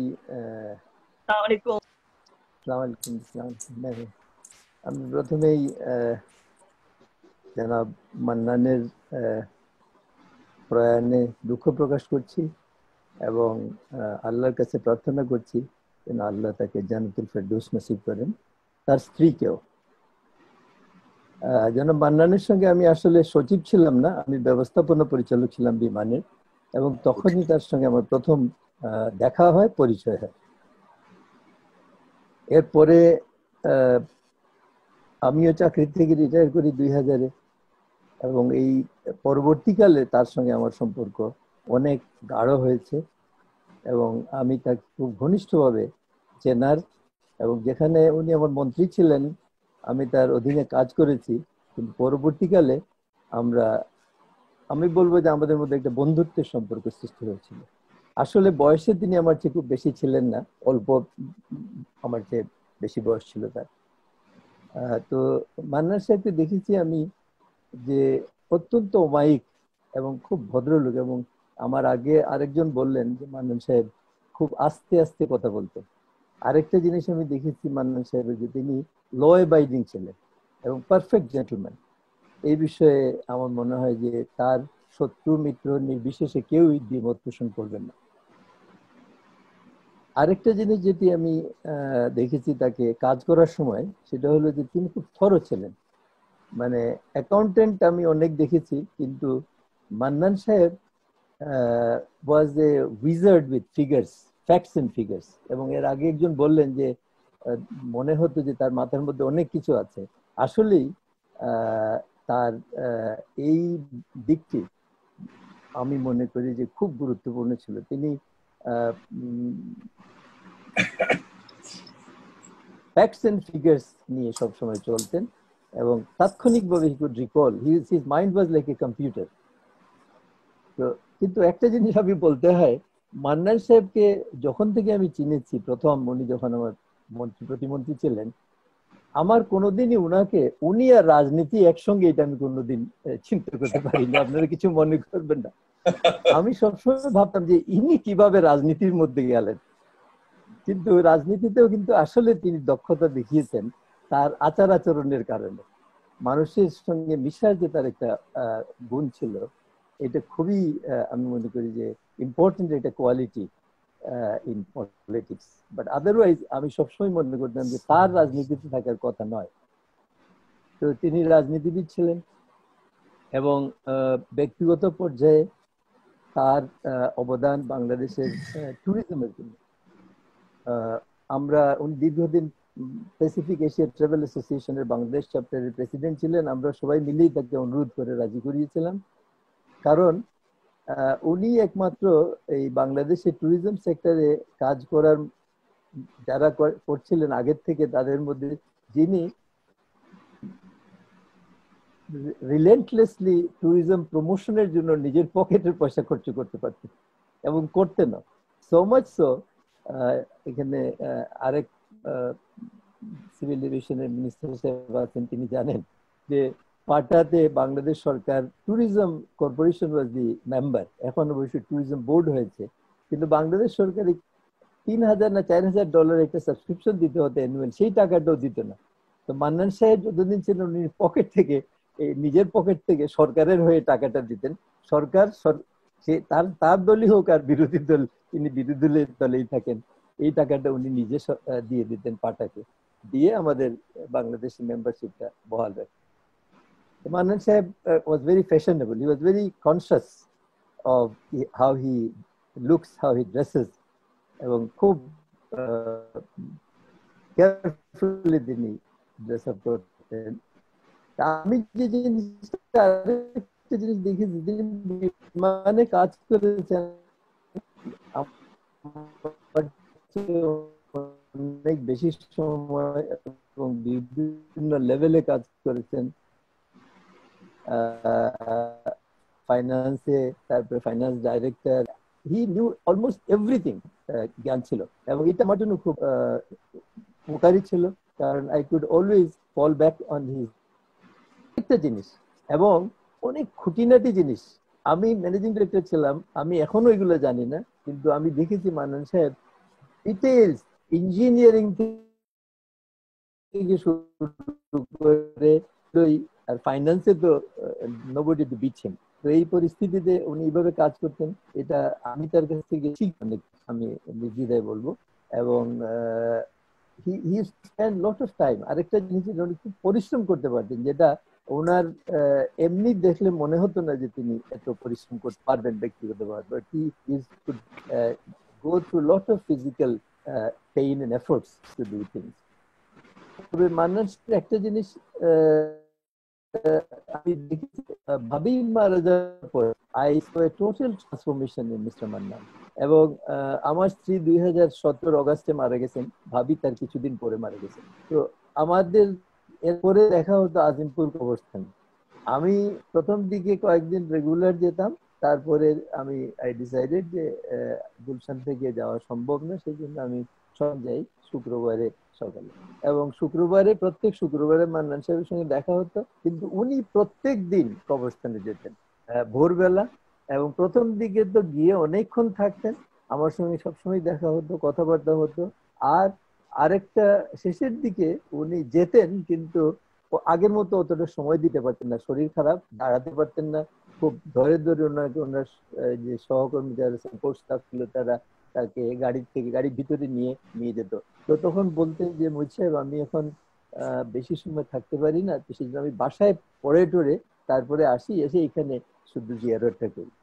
তো তার স্ত্রীর প্রতি যে গভীর ভালোবাসা, এটাও আরেকটা জিনিস, I was very impressed seeing this. এবং যেদিন ভাবি মারা গেলেন, তার জানাজায়, যেখানে মান্নান সাহেবের জানাজা হলো সেদিন ঈদগাহ ময়দানে, সেখানে ভাবিরও জানাজা হয়েছিল এবং আমি সেখানে ছিলাম। যারা ছিলেন তাদের নিশ্চয়ই মনে আছে মান্নান সাহেব কথা বলতে গিয়ে কান্নায় ভেঙে পড়লেন। ইনফ্যাক্ট অনেক কষ্ট করে উনি তার বক্তব্য শেষ করতে পেরেছিলেন। He was very attached to his wife, he was a family man. আমি যে কথাটা বলতে চাচ্ছি, হি ওয়াজ এ ফ্যামিলি ম্যান। তো এই যে বিভিন্ন দিক থেকে পর্যালোচনা করলে, যে professional accountant, manager, good businessman, ব্যবসাটাকে তিনি দাঁড় করিয়েছিলেন। আর রাজনীতিতেও তিনি, যে পার্টিতে তিনি ভাইস চেয়ারম্যান হওয়া, এটা তো নিশ্চয়ই তার দক্ষতার পরিচয়, তার কমিটমেন্টের পরিচয়। তো সেই হিসাবে বলতে গেলে আমি বলবো যে মান্নান সাহেব এটা কমপ্লিট পার্সন ছিলেন, যেখানে সবকিছুই সুন্দরভাবে ফিট ইন করেছে। উনি চলে গেছেন, আমরা যারা তাকে চিনতাম will miss him very much, এবং ওনার রিপ্লেসমেন্ট আমার মনে হয় যে it will be very difficult, not only in the political arena but general in the business area also. ওনার মতো এত সিরিয়াস বিজনেসম্যান, মেথডিক্যাল লোক পাওয়া খুব মুশকিল। আমি আই ওয়াজ প্রিভিলেজড, তার সঙ্গে কাজ করেছি, এবং এটা আমি বলতেই হবে যে কাজ করার সময় আমাদের অনেক মতবিরোধ হয়েছে, কিন্তু মান্নান সাহেবের কারণে পরবর্তীকালে যে উনি এমন ভাবে আমাকে গ্রহণ করলেন যে we became very good friends. এখানে আমি মনে করি যে এটাও তার একটা role of healing wounds, healing misunderstandings and creating an atmosphere of friendship. I am very grateful ওনার কাছে যে উনি আমাকে এত স্নেহ করেছেন, এত বন্ধুত্ব দিয়েছেন। আর আমি মেনাজ এবং অসীমের কাছে কৃতজ্ঞ যে আমাকে আজকে এই ধরনের একটা ছোট পরিসরে অল্প কিছু ঘনিষ্ঠ ব্যক্তির যেখানে সমাবেশ, সেখানে আমাকে অংশগ্রহণ করার সুযোগ দেওয়া হয়েছে। আমি মান্নান সাহেব এবং ভাবি দুজনেই তার শান্তি কামনা করি, এবং আমি বলেছি সেদিন যে আমি গত শুক্রবারে যখন দিয়েছি ওনার দাফনের পরে, তা আমি আমার স্ত্রী কবর জিয়ারত করে মান্নান সাহেবের কবর জিয়ারত করে আসছি, এবং আমি এটা মাঝে মাঝেই করবো ইনশাআল্লাহ। আপনাদের সকলকে অনেক ধন্যবাদ। স্বপন ভাই। জি জি জি, ধন্যবাদ জনাব আব্দুল মুহিত চৌধুরী। মরহুমের শোক সন্তপ্ত পরিবার আপনার প্রতি বিশেষভাবে কৃতজ্ঞতা জানিয়েছে। এখন মরহুম জনাব আব্দুল মান্নান সাবেক বিমানমন্ত্রী ছিলেন, পরবর্তীতে বাংলাদেশ জাতীয়তাবাদী দলের বর্তমান মহাসচিব জনাব মির্জা ফখরুল ইসলাম আলমগীর সাহেব, তিনিও বিমানমন্ত্রীর দায়িত্বে ছিলেন, এবং বিএনপির মহাসচিব হিসাবে বিএনপির ভাইস চেয়ারম্যানের রাজনৈতিক সহকর্মীর সর্বশেষ অভিজ্ঞতা, সর্বশেষ স্মৃতি বিনিময় করবেন জনাব মির্জা ফখরুল ইসলাম আলমগীর, মহাসচিব বাংলাদেশ জাতীয়তাবাদী দল। ধন্যবাদ স্বপন। আসসালামু আলাইকুম। আজকে আমি অত্যন্ত নিজেকে সৌভাগ্যবান মনে করছি এই জন্যে যে আজকে জনাব মান্নানের এই স্মরণ সভায় আমি পরিবারের পক্ষ থেকে আমন্ত্রিত হয়েছি। যদিও আমার সঙ্গে তার খুব একটা পারিবারিক সম্পর্ক ছিল না, ব্যক্তিগত সম্পর্ক জনাব মান্নানের সঙ্গে আমার সঙ্গে খুব বেশি ছিল না, ঘনিষ্ঠ ছিল না। আমার সঙ্গে তার যা কিছু সম্পর্ক সবই হচ্ছে রাজনৈতিক সম্পর্ক, এবং রাজনৈতিক সহকর্মী হিসাবে আমি তাকে যতটুকু চিনি। আজকে আমার এই সৌভাগ্য যে আজকে এখানে উপস্থিত আছেন আমার কয়েকজন প্রিয় মানুষ, শ্রদ্ধেয় মানুষ। আমার নেতা আছেন, আমার নেতা সহধর্মিণী আছেন। আমার অন্যতম শ্রদ্ধেয় প্রিয় মানুষ হচ্ছেন মুহিত চৌধুরী সাহেব। তাকে অনেকদিন পরে দেখতে পেয়ে আমি যে অত্যন্ত খুশি হয়েছি। আমি অসীমকে ধন্যবাদ জানাবো, আজকে ধন্যবাদ জানাবো যে আমাকে তারা এই সুযোগ করে দিয়েছে। জনাব মান্নান একজন বিরল ব্যক্তিত্বের মানুষ।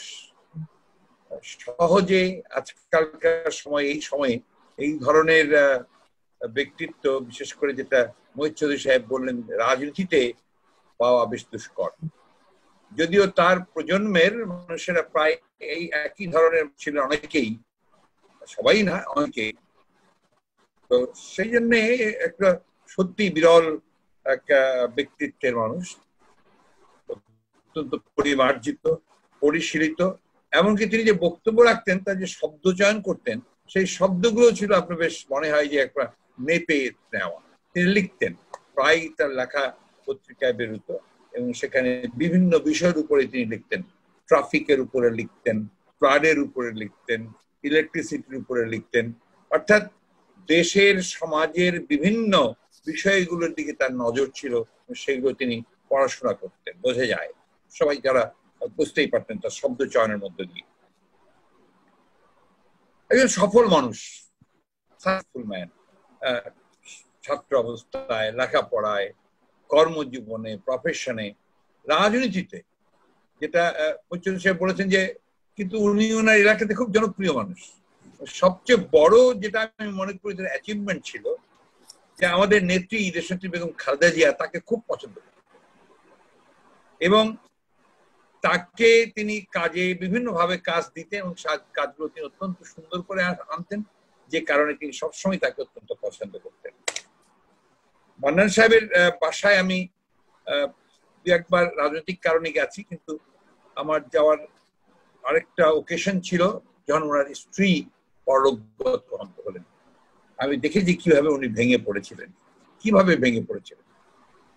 এবং পরবর্তীকালে আমরা যেটা শুনলাম মহিত চৌধুরী সাহেবের কাছে, অন্যান্যদের কাছ থেকে, তার একটা দিন, অসীম বলেছে আমাকে যে একটা দিন বাদ ছিল না তিনি স্ত্রীর কবরে গিয়ে জিয়ারত করেন। ওইখানে একটা জিনিস যেটা আপনার বোঝা যায় আর কি, যে একটা মানুষ কতটুকু সিনসিয়ার হলে, কতটুকু কমিটেড হলে, অব্লিগেটেড হলে, এবং একই সঙ্গে নিষ্ঠাবান হলে, আস্থাবান হলে তিনি এইভাবে তার সহধর্মিনীকে মনে রাখতে পারেন। মেয়ে এখানে আছে, মেয়ে তো তাকে সবচেয়ে ভালো চেনে, ছেলে আছে, ছেলেই বলবো, সেও ভালো চেনে, আর আমাদের নেতা এবং নেতার সহধর্মিনী তাকে ঘনিষ্ঠ কাছে থেকেছিলেন। খুব বেশি কিছু বলার নেই। রাজনৈতিক সহকর্মী হিসেবে তিনি একজন বিরল ব্যক্তিত্ব, আমি আগেও বলেছি আপনাকে। প্রায় সময় উনি চিঠি লিখতেন, এবং সেই চিঠিগুলো ছিল আপনার দলের বিভিন্ন বিষয়ের উপরে। ম্যাডাম ওনাকে আমার সঙ্গে ত্রাণ কমিটি, জাতীয় ত্রাণ কমিটির পরিচালনার দায়িত্ব একসাথে দিয়েছিলেন। আমরা কাজ করেছি ওই সময়, এবং উনি প্রত্যেকটি খুঁটিনাটি হিসাব পর্যন্ত উনি খুব অত্যন্ত সুন্দরভাবে রক্ষা করতেন। আমার বলবো যে আমার তো আসলে আমি সকলের অনেক ক্ষুদ্র মানুষ, মান্নান সাহেবের সংস্পর্শে এসেই আমি অত্যন্ত উপকৃত হয়েছি। আমি বিমান মন্ত্রণালয়ে কিছুদিন কাজ করেছি, 16 মাস। ওইখানে তার যে কথা শুনেছি, আর মহিত চৌধুরী সাহেবের যে কথা শুনেছি, এবং তারপরে আমার সুযোগ হয়েছিল বিলাতে যাওয়ার। ওই সময়ই আমাকে মহিন নিয়ে গিয়েছিল তাদের অফিসে, এবং সেখানে গিয়ে আমি দেখেছি যে আপনাদের প্রচেষ্টায় সেখানে কিভাবে বাংলাদেশ বিমানের একটা বিরাট সম্পদ তৈরি হয়েছে। এটা নিঃসন্দেহে প্রমাণ করে যে মান্নান সাহেব সাধারণ মানুষ ছিলেন না। তার যে পরিশীলিত, মার্জিত যে চরিত্র, সেই চরিত্রের মধ্যে থেকে তিনি কিন্তু অসাধারণ ছিলেন, অদ্বিতীয় ছিলেন। হ্যাঁ, রাজনীতির পথটা তার খুব যে সুমাস্তীর্ণ ছিল তা ছিল না। শেষের দিকে তিনি একটু অসন্তুষ্ট ছিলেন, অথবা কষ্টে ভুগেছেন, এটা মনে হয়েছে আমার কাছে। তার জন্য কিন্তু কখনো বসে থাকেন তিনি। মনে হয়েছে যে হি ওয়ান্টেড টু ওয়ার্ক, কাজ করতে চেয়েছেন, এবং সেই কাজ উনি অনেক সময় চেয়ে নিয়ে করেছেন, যেটা আমার কাছে সবচেয়ে ভালো লেগেছে। মান্নান সাহেবের চলে যাওয়াটা হঠাৎ করে, এবং আমরা ঠিক প্রস্তুত ছিলাম না মানসিকভাবে, কারণ ওনার স্বাস্থ্য সম্পর্কে কোনোদিন কোনো অভিযোগ শুনিনি। উনি চলে যাওয়াতে বিএনপির, আমি বলবো শুধু নয়, বাংলাদেশের আপনার যে উন্নয়নমুখী রাজনীতি, বাংলাদেশের যে মানুষের যে আপনার একটা অভাব, সত্যিকার অর্থে মানুষের যে একটা অভাব, বাংলাদেশে যেটাকে বলা যেতে পারে যে আপনার যোগ্য মানুষের যে অভাব, সেইখান থেকে একটা বড় শূন্যতার সৃষ্টি হলো। এবং আমি মনে করি শূন্যতাগুলো সহজে পূরণ হবার না, এই জন্যে যে এখন যে জেনারেশন আসছে এদের মধ্যে একটা বড় অংশ কিন্তু আপনার রাজনীতি বিমুখ। এবং মান্নান সাহেবের আমি মনে করি যে তার বিচক্ষণতাটা ওই জায়গায় ছিল যে তিনি নিজে একদম কমপ্লিট একদম প্রফেশনাল মানুষও কিন্তু রাজনীতিতে এসেছিলেন, এবং he thought that he can conclude something. তো এটা বিরল ব্যক্তিত্বের অধিকারী বলে তিনি এটা করতে পেরেছিলেন।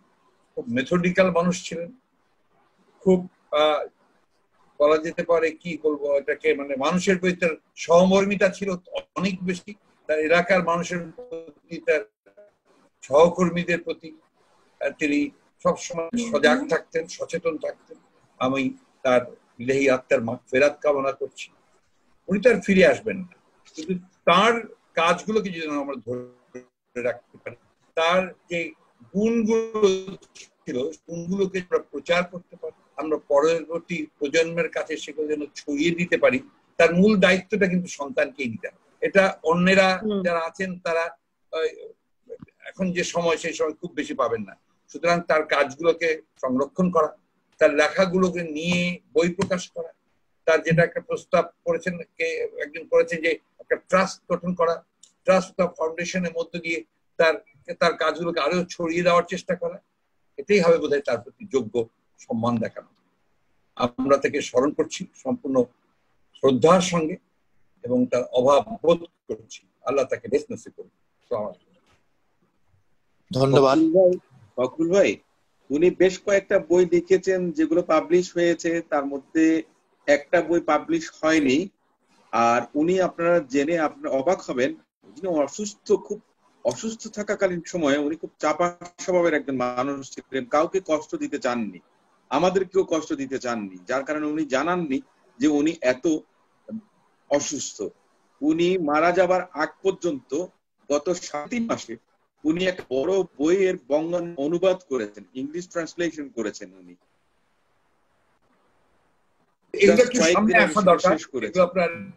আমরা সেটা ধন্যবাদ জনাব মহাসচিব। কথা বলেন জীবনানন্দ দাশ বাংলাকে উনি ইংরেজিতে অনুবাদ করেছেন। ধন্যবাদ জনাব মহাসচিব জনাব মির্জা ফখরুল আসলাম আলমগীর। এখন মরহুম জনাব আব্দুল মান্নান, বাংলাদেশ জাতীয়তাবাদী দলের সহসভাপতি, যিনি চিরদিনের মতো বিদায় নিয়েছেন আমাদের সকলের কাছ থেকে। বাংলাদেশ জাতীয়তাবাদী দল এবং বাংলাদেশ যে ক্ষতির মধ্যে পড়লো ওনার চিরবিদায়ের মধ্যে দিয়ে, তা অপূরণীয়। বাংলাদেশ জাতীয়তাবাদী দলের ভারপ্রাপ্ত চেয়ারম্যান জনাব তারেক রহমান গত প্রায় 1 দশকে জনাব মরহুম আব্দুল মান্নান সাহেবের সঙ্গে বিভিন্ন বিষয়ে মত বিনিময় করার সুযোগ পেয়েছেন। বিশেষ করে ওনার কন্যা ব্যারিস্টার মেহনাজ লন্ডনে বাস করার কারণে, ব্যারিস্টার অসীম লন্ডনে বাস করার কারণে মাঝে মধ্যে উনি যেতেন এবং সঙ্গত কারণেই দলের ভারপ্রাপ্ত চেয়ারপারসনের সঙ্গে তা তখন মত বিনিময় করার, কথা বলার, ঘনিষ্ঠ হওয়ার সুযোগ তৈরি হয়েছিল। এখন মরহুম আব্দুল মান্নান সম্পর্কে কথা বলছেন বাংলাদেশ জাতীয়তাবাদী দলের ভারপ্রাপ্ত চেয়ারপারসন জনাব তারেক রহমান।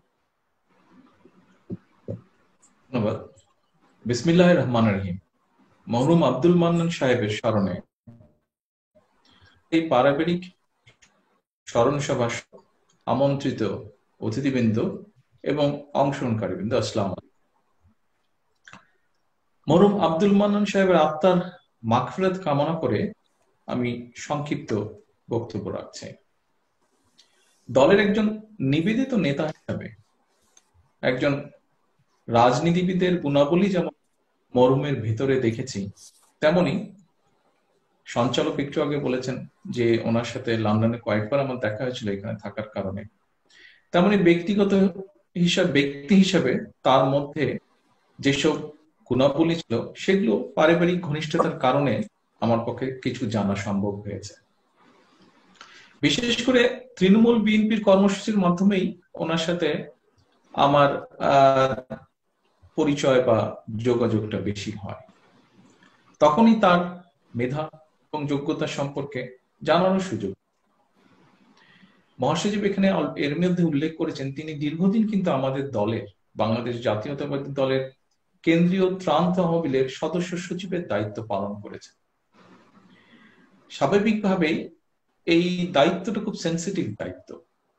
দলের যে প্রধান থাকেন স্বাভাবিকভাবেই তাদের আস্থা বা বিশ্বাস না থাকলে সাধারণত এই পর্যায়ে একজনকে দায়িত্ব দেওয়া হয় না, বিশেষ করে এই পদে। এবং এখানে আমি বলবো যে জীবনের শেষ দিন পর্যন্ত কিন্তু উনি সেই আস্থা এবং বিশ্বাসটা উনি রেখে গিয়েছিলেন। দলের নেতৃত্বের কাছে কিন্তু সেই বিশ্বাস এবং আস্থাটা উনি অর্জন করেছিলেন। 1/11 যে ষড়যন্ত্র হয়েছিল সেই সময়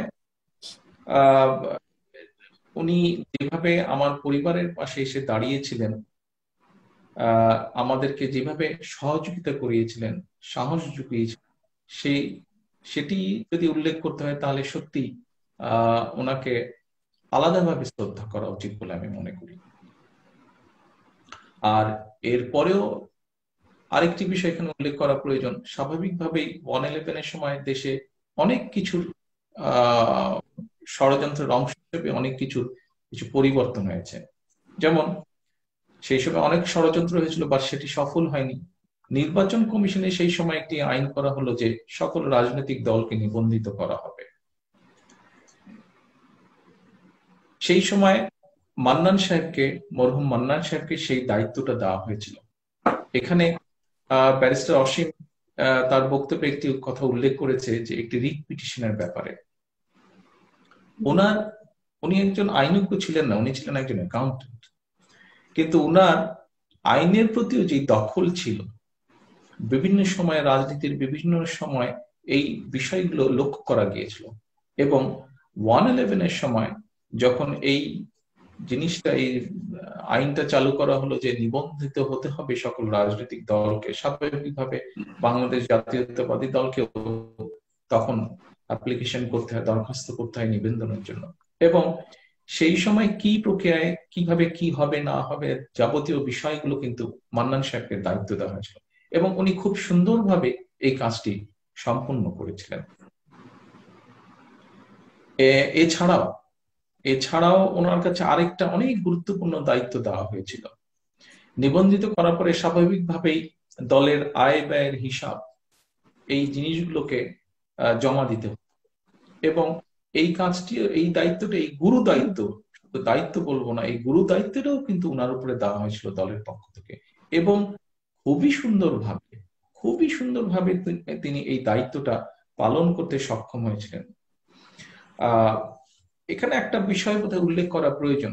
এখানে রিয়াজুর রহমান সাহেব উল্লেখ করেছেন যে ওনারা যেহেতু একসাথে পড়ালেখা করেছিলেন, এটা আমি শুনেছি, এবং সেই জন্য আমি মনে করি এই বিষয়টা উল্লেখ করা প্রয়োজন যে ছাত্র জীবনে উনি লন্ডনের সাউথ ওয়েস্ট কলেজ অফ কমার্সের ছাত্র ছিলেন। এবং সেখানে পরীক্ষাগুলো, সবগুলো পরীক্ষাতে তিনি অত্যন্ত ভালোভাবে, অত্যন্ত সফলতার সাথে, অত্যন্ত মেধার সাথে কিন্তু উনি পরীক্ষা সবগুলোতে খুব সম্ভব প্রথম স্থান অর্জন করেছিলেন সবগুলো। এবং ছাত্র জীবনে উনি যেটা শুনেছি যে ছাত্র জীবনে যে সফলতা উনি অর্জন করেছিলেন সেটার বহিঃপ্রকাশ বা রিফ্লেকশন কিন্তু ওনার পরবর্তী জীবনে, সেটি ওনার প্রফেশনাল জীবনেই হোক, ওনার রাজনৈতিক জীবনেই হোক, সেটি কিন্তু দেখেছিলাম আমরা। এবং একইভাবে এটি হওয়ার কারণে আমাদের দল যেভাবে উপকৃত হয়েছে, ঠিক একইভাবে উনি যতটুকু সুযোগ পেয়েছিলেন রাজনীতির মাধ্যমে দেশের মানুষের সেবা করার, ভালো কিছু করার দেশের জন্য, দেশের মানুষের জন্য, দেশের মানুষ এবং দেশও সেই সুফলটা পেয়েছিল। ওনার পেশা জীবনে আমরা এখানে মহিত সাহেবের কাছ থেকে জানতে পেরেছি, ওনার পেশা জীবনে উনি 1978 থেকে 1981 সাল পর্যন্ত বিমানের এমডি হিসাবে দায়িত্ব পালন করেছিলেন। এবং বিমানের বিভিন্ন বিষয় পর্যালোচনা করলে দেখা যায় যে এই সময়টাতে উনি এমডি হিসাবে যোগ্যতার স্বাক্ষর রেখেছিলেন। শহীদ রাষ্ট্রপতি জিয়াউর রহমানের সাথে উনি কাজ করেছিলেন, এবং ওনার দক্ষতার কারণেই, যতটুকু আমি জেনেছি যে দক্ষতার কারণেই উনি শহীদ রাষ্ট্রপতি জিয়াউর রহমানের অত্যন্ত আস্থাভাজন এবং স্নেহের এক মানুষ ছিলেন। 1991 থেকে 96 সালে উনি বিমানের দায়িত্বে, মন্ত্রিসভায় বিমানের দায়িত্বে ছিলেন। দেশ স্বাধীনের পর থেকে বিভিন্ন সময় এই প্রতিষ্ঠানটি অনেক সময় লোকসানের মুখোমুখি হয়েছিল। 1991 থেকে 96 সালে আমরা দেখি এখানে মঈন সাহেব আছেন, উনি উল্লেখ করেছেন, মোহিত সাহেব আছেন, উনি উল্লেখ করেছেন ওনাদের বক্তব্যে যে 91 থেকে 96 সাল পর্যন্ত মরহুম মান্নান সাহেব বিমানের দায়িত্ব যখন ছিলেন, সেই সময় বিমান প্রফিটের মুখ ছিল। কাজেই বলতেই হবে যে একজন সরকারের একজন মন্ত্রী হিসেবে উনি সেখানে সফলতার স্বাক্ষর রেখেছিলেন। এছাড়াও উনি 1991 সাল থেকে পরপর 4 বার, খুব সম্ভবত 4 বার উনি ওনার নির্বাচিত এলাকা থেকে উনি সংসদ সদস্য নির্বাচিত হয়েছিলেন। একজন ব্যক্তি যখন পরপর তার এলাকার মানুষের কাছ থেকে 4 বার নির্বাচিত হয়, এবং সবগুলো নির্বাচনই কিন্তু নিরপেক্ষভাবে উনি নির্বাচিত হয়েছিলেন, খুব স্বাভাবিকভাবে এটি পরিষ্কারভাবে প্রমাণ করে যে শুধু একজন সফল জনপ্রতিনিধি হিসেবেই উনি ছিলেন না, শুধু একজন সফল জনপ্রতিনিধি হিসেবেই উনি পরিচিত নন। অবশ্যই একজন মানুষকে ভালো মানুষ হতে হয়, শুধু ভালো মানুষ হতে পারলেই কিন্তু এতবার বিজয়ের স্বাক্ষর রাখা সম্ভব হয়। কাজেই আজকে পরিষ্কারভাবে বলা যায় উনি যেমন পেশাদারিত্ব জীবনে একজন সফল ছিলেন, ছাত্র জীবনে একজন সফল ছিলেন, উনি রাজনৈতিক জীবনে মন্ত্রী হিসেবে দায়িত্ব পালনকালীন সময় যেরকম সফল ছিলেন, ঠিক একইভাবে বলতে হয় উনি একজন সংসদ সদস্য হিসেবেও সফল ছিলেন এবং মানুষের কাছে উনি প্রিয় ছিলেন, ওনার নিজের এলাকার মানুষের কাছে উনি প্রিয় ছিলেন। আমরা বিভিন্ন বক্তার কাছ থেকে শুনেছি যে উনি শুধু রাজনৈতিকভাবে মানুষের কাছে প্রিয় ছিলেন না, সমাদৃত ছিলেন, উনি বিভিন্ন সামাজিক প্রতিষ্ঠানের সাথে জড়িত ছিলেন এবং সেখানেও বহু মানুষের সাথে জীবনে চলার পথে ওনার পরিচয় হয়েছে এবং সেই বহু পরিচিত অপরিচিত জানা না জানা বহু মানুষ যারা ওনার সংস্পর্শে এসেছিল সকলের কাছে উনি প্রিয় ছিলেন। ওনার ব্যবহারে, ওনার কাজের মাধ্যমে উনি মানুষের কাছে প্রিয় হয়ে উঠেছিলেন। এর মধ্যে আমরা জেনেছি যে উনি অনেকগুলো বিষয় নিয়ে বই লিখে, সম্ভবত এর বোধহয় 3টি বই প্রকাশিত হয়েছে, আরেকটি বই বোধহয় অপ্রকাশিত রয়ে গিয়েছে, মোটামুটি ভাবে কাজ শেষ হয়েছে, অপ্রকাশিত রয়ে গিয়েছে। আমি আজকে এখানে ব্যারিস্টার মেহনাজ উপস্থিত আছে, ওনার সন্তান।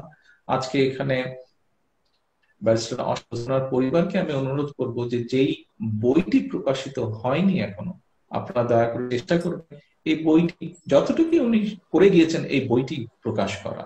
এই বইটি প্রকাশ করলে বইটির মাধ্যমে ওনাকে অনেকাংশে জানার সুযোগ হবে বহু মানুষের। পরিশেষে ওনার শোক সন্তপ্ত পরিবারকে আমি আমার পরিবার, আমার দলের পক্ষ থেকে আমি সহানুভূতি জানাই, সান্ত্বনা জানাই। একই সাথে দোয়া করব যে আল্লাহ যেন ওনাকে বেহেশতে নসিব করেন এবং একই সাথে এও দোয়া করব যে ওনার শোক সন্তপ্ত পরিবারকে যাতে আল্লাহ শক্তি দেন যাতে করে তারাই শোক কাটিয়ে উঠতে সক্ষম। সকলকে ধন্যবাদ। আল্লাহ হাফেজ। ধন্যবাদ ভারপ্রাপ্ত চেয়ারপারসন বিএনপি জনাব তারেক রহমান। আজকের এই শোক সন্তপ্ত পরিবারের ডাকে আপনারা সকলেই এখানে উপস্থিত হয়েছেন। আপনাদের সকলের কাছ থেকেই এই বহু গুণে গুণান্বিত একজন আমাদের নেতা, আমাদের একজন অভিভাবক জনাব মরহুম আব্দুল মান্নান সাহেবের গুণের কথা আমরা কম বেশি জানলাম। আমরা যে যতটুকু আংশিক জানতাম, আপনাদের সকলের আলোচনায় তা অনেক বেশি পূর্ণাঙ্গতা পেয়েছে। তার জ্ঞানের যে গভীরতা, বিভিন্ন বিষয়ে কথা বলার আগে তার যে হোমওয়ার্ক, তার যে পেশাদারিত্ব, তার যে সেন্স অফ হিউমার, তার যে সেন্স অফ প্রপোর্শন, তার মিতভাষিতা, তার মৃদুভাষিতা এবং অন্যের প্রশংসা করার ব্যাপারে তার যে উদারতা, এই গুণগুলি সত্যি বিরল। তার মতো একজন মানুষের চলে যাওয়া অপূরণীয় ক্ষতি আমাদের সকলের জন্য। তবে আমরা যদি তাকে স্মরণ করতে পারি, তার কাছ থেকে গ্রহণ করতে পারি তার গুণ এবং ছড়িয়ে যেতে পারি পরবর্তী প্রজন্মে, সেটি হবে তার প্রতি প্রকৃত শ্রদ্ধা প্রদর্শন। আমি পরিবারের পক্ষ থেকে, মেহনাজের পক্ষ থেকে, ব্যারিস্টার অসীমের পক্ষ থেকে আজকে এই ধরনের একটা পরিবেশে যে সমন্বয় করার সুযোগ পেলাম, আমি এটাকে মরহুম আব্দুল মান্নানের প্রতি আমার শ্রদ্ধা জ্ঞাপনের সুযোগ হিসাবে গ্রহণ করেছি। আমি তার স্নেহ পেয়েছি, অনেক স্নেহ পেয়েছি। লন্ডনে মেহনাজের বাসায়, ধানমন্ডিতে ওনার বাসায় যখনই কথা বলেছি, আমার মতো ক্ষুদ্র মানুষকে উনি অনেক সময় দিয়েছেন এবং অনেক বিষয়ে উনি শেয়ার করেছেন। আমি খুবই গর্বিত। আমি কৃতজ্ঞতা জানাই মেহনাজকে, অসীমকে, এবং ভবিষ্যতেও যে কোনো কাজে এই পরিবারের পাশে থাকতে পারলে মরহুম জনাব আব্দুল মান্নানের প্রতি আমি আমার শ্রদ্ধা প্রদর্শনের সুযোগ পাবো। ভারপ্রাপ্ত চেয়ারপারসন জনাব তারেক রহমান, মহাসচিব জনাব মির্জা ফখরুল ইসলাম আলমগীর, তত্ত্বাবধায়ক সরকারের সাবেক উপদেষ্টা জনাব মুহিত চৌধুরী, মরহুমের ঘনিষ্ঠ বন্ধু জনাব রেজাউর রহমান, সাবেক এমপি জনাব শহীদুদ্দিন চৌধুরী এনি, জনাব গিয়াসউদ্দিন রিমন এবং জনাব সৈয়দ মঈনুদ্দিন, আপনাদের সকলকে ধন্যবাদ জানিয়ে আমি এই পর্যায়ে বিদায় নিচ্ছি। মেহনাজ, ব্যারিস্টার মেহনাজ হয়তো সর্বশেষ আপনাদের মাজিদ। আল্লাহুম্মা আমিন। ইয়া আল্লাহ, আমরা আমাদের প্রয়াত সহকর্মী বন্ধু জনাব আব্দুল মান্নানের প্রয়াণের জন্য একত্রিত হয়ে বর্তমান যুগের যে জুম তার মাধ্যমে আমরা তার স্মৃতিচারণ করলাম। আমরা সূরা ফাতিহা, সূরা ইখলাস তেলাওয়াত করলাম, দুরূদ শরীফ পড়লাম। আমাদের ভুল ত্রুটি ক্ষমা করে দিয়ে তুমি আমাদের এই ইবাদতটুকু কবুল করো। এর সওয়াব বহুগুণ বৃদ্ধি করে পৌঁছে দাও পবিত্র মদিনা মুনাওয়ারাতে, এবং তোমার হাবিবকে পৌঁছে দেবে তার নামের উসিলায় এবং বরকতে। এর সওয়াব তুমি মরহুম আব্দুল মান্নান সাহেবের উপরে পড়ছে। ইয়া আল্লাহ, জনাব আব্দুল মান্নান সাহেবের স্ত্রী কয়েক বছর আগে 3 বছরের মতো হতে চলল, তিনি ইন্তেকাল করেছেন এবং তারা দুজনকে একই কবরে শায়িত করা হয়েছে। তার স্ত্রীর জন্য আমরা এই অকেশনে দোয়া করলাম। তাদের দুইজনকেই তুমি মাফ করে দাও। দুনিয়ার জীবনে মানুষ হিসেবে ভুল ত্রুটি থাকতেই পারে, কোনো মানুষ ভুল ত্রুটির ঊর্ধ্বে নয়। সেই হিসাবে তাদের ভুল ত্রুটিগুলো তুমি মাফ করে দাও এবং তাদের যা ভালো কাজ করেছেন, মানুষের কল্যাণে কাজ করেছেন, ইবাদত বন্দেগী করেছেন, সেগুলো কবুল করে তার উসিলায় তাদের দুইজনকে মাফ করে দাও। আমরা যারা এই অনুষ্ঠানে শরীক হলাম, আল্লাহ তুমি আমাদেরকে মাফ করে দাও। আমাদের সকলের মাতা পিতা যারা দুনিয়া থেকে চলে গেছেন তাদের রুহের মাগফিরাত করে দাও, এবং আমাদের সন্তান সন্ততি তাদেরকে দ্বীন ইসলামের উপরে প্রতিষ্ঠিত করে দাও, যাতে তারা মুসলমান হিসেবে জীবনযাপন করে আমাদের জন্য পরবর্তীকালে দোয়া করতে পারে। আল্লাহুম্মা আমিন। সুবহান রাব্বিকা রাব্বিল ইজ্জাতি আম্মা ইয়াসিফুন ওয়া সালামুন আলাল মুরসালিন ওয়ালহামদুলিল্লাহি রাব্বিল আলামিন বিহাক্কি লা ইলাহা ইল্লাল্লাহ। ব্যারিস্টার মেহনাজ, আপনাকে অনেক ধন্যবাদ। ব্যারিস্টার মেহনাজ সবাইকে সমাপ্তি বক্তব্য রাখার আগে আবারও সন্তপ্ত পরিবারের পক্ষ থেকে কৃতজ্ঞতার সঙ্গে ডাক্তার জুবাইদুর রহমানের যে পৃষ্ঠপোষকতা, তার যে সহানুভূতি, তার যে মনোযোগ, সেজন্য কৃতজ্ঞতা প্রকাশ করছি। ব্যারিস্টার মেহনাজ। জি, আসলে কৃতজ্ঞতা প্রকাশ করার মতো ভাষা আমার নাই। আপনারা সবাই এই এতক্ষণ ধরে, আমার না হয় বাবা, আমি 2 ঘন্টা কেন, আমি 4 ঘন্টাও থাকবো এরকম অনুষ্ঠানে, কিন্তু আপনারা যে এতটুকু সময় নষ্ট করে আমাদের জন্য আমাদের কাছে আছেন, আমার বাবার স্মৃতিচারণ করলেন। প্রত্যেকে যে যার কর্ম জায়গা থেকে আর কি, যেমন ভাইয়া বললেন ওনার রাজনৈতিক জীবন, রেজা রহমান আঙ্কেল আমার আব্বার চ্যারিটি ওয়ার্ক রোটারিয়ান হিসেবে বললেন, অ্যানি ভাই বললেন কিছুটা রাজনৈতিক হরতাল মিছিলের সেই গল্পগুলো, পুরনো অনেক কথা মনে হয়ে গেল। রিমন তো খুবই ঘনিষ্ঠ আমাদের, সে অনেক বছর থেকে। মঈন ভাই, এখানে বলার কিছুই নেই, আসলে আব্বা মঈন ভাইকে ভীষণই স্নেহ করতেন। আর মির্জা ফখরুল আঙ্কেল, আপনাকে অনেক ধন্যবাদ। আর স্বপন ভাই, আপনি সঞ্চালন করেছিলেন এটা, জানি না কিভাবে, আসলে আমার মনে প্রথমেই আসলো আপনার কথা। আপনাকে আব্বা অসম্ভব স্নেহ করতেন। ভাইয়া ভাবি, আপনাদের আমাদের জনাব তারেক রহমান ভারপ্রাপ্ত চেয়ারম্যান, আর জুবাইদা রহমান ভাবি, ওনাকে, যদিও ওনাকে আমি ডাকি ভাবি হিসাবে, ওনাদের অবদানটা আমি আসলে বলবো না। আজকে ভাই যে কথাগুলো বললেন আমার আব্বা সম্পর্কে, চিরঋণী করে দিলেন। যে কোনো বিষয়ে আপনাদের যে কোনো আদেশ আমি মাথা পেতে নেব, আমি আজকে বলে রাখলাম। যে কিছু মনে হবে, যা কিছু আপনাদের মনে হবে প্লিজ বলবেন। সবসময় লন্ডন জীবনে গত কয়েকটা বছরে আপনারা অনেকটা গার্জেনের মতো আমাদের সাথে সবসময় ছিলেন। আমাদের যে কোনো বিপদ আপদ সবকিছুতে আপনারা যেভাবে পাশে ছিলেন বা পাশে আছেন, কোনো সময় মনে হয়নি আপনারা ওই পজিশন থেকে আমাদের সাথে এভাবে যুক্ত হচ্ছেন প্রতিটা বিষয়। আল্লাহ আপনাদের মঙ্গল করুক, আল্লাহ আপনাদের সবাইকে ভালো রাখুক। মই চৌধুরী আঙ্কেল, আপনাকে বিশেষভাবে ধন্যবাদ এই মোনাজাতটি করার জন্য, আমার আব্বার জন্য এটা খুব বেশি প্রয়োজন ছিল। রেজা রহমান আঙ্কেল, আপনাকে ধন্যবাদ। মির্জা ফখরুল ইসলাম আঙ্কেল, আপনাকে ধন্যবাদ। অ্যানি ভাই, আপনাকে ধন্যবাদ। রিমন, মঈন ভাই, আপনাদেরকে আসলে ধন্যবাদ দিব না, আমি পরিবারের অংশই মনে করি। আর স্বপন ভাই, এই ধন্যবাদটা আসলে অন্যভাবে আমি প্রকাশ করবো ইনশাল্লাহ। আপনি আমাকে সবসময় আপনার যে কোনো বিপদে, যে কোনো কিছুতে আপনি সাথে পাবেন। একটা বড় ভাইয়ের মতো আপনি আমাকে ছায়া দিয়ে রাখবেন, এই আশা করি। সবাইকে আসসালামু আলাইকুম, আর সবাইকে ধন্যবাদ এবং কৃতজ্ঞতা প্রকাশ করে আমি এখানেই আজকের এই প্রোগ্রামটির সমাপ্তি ঘোষণা করতে চাচ্ছি।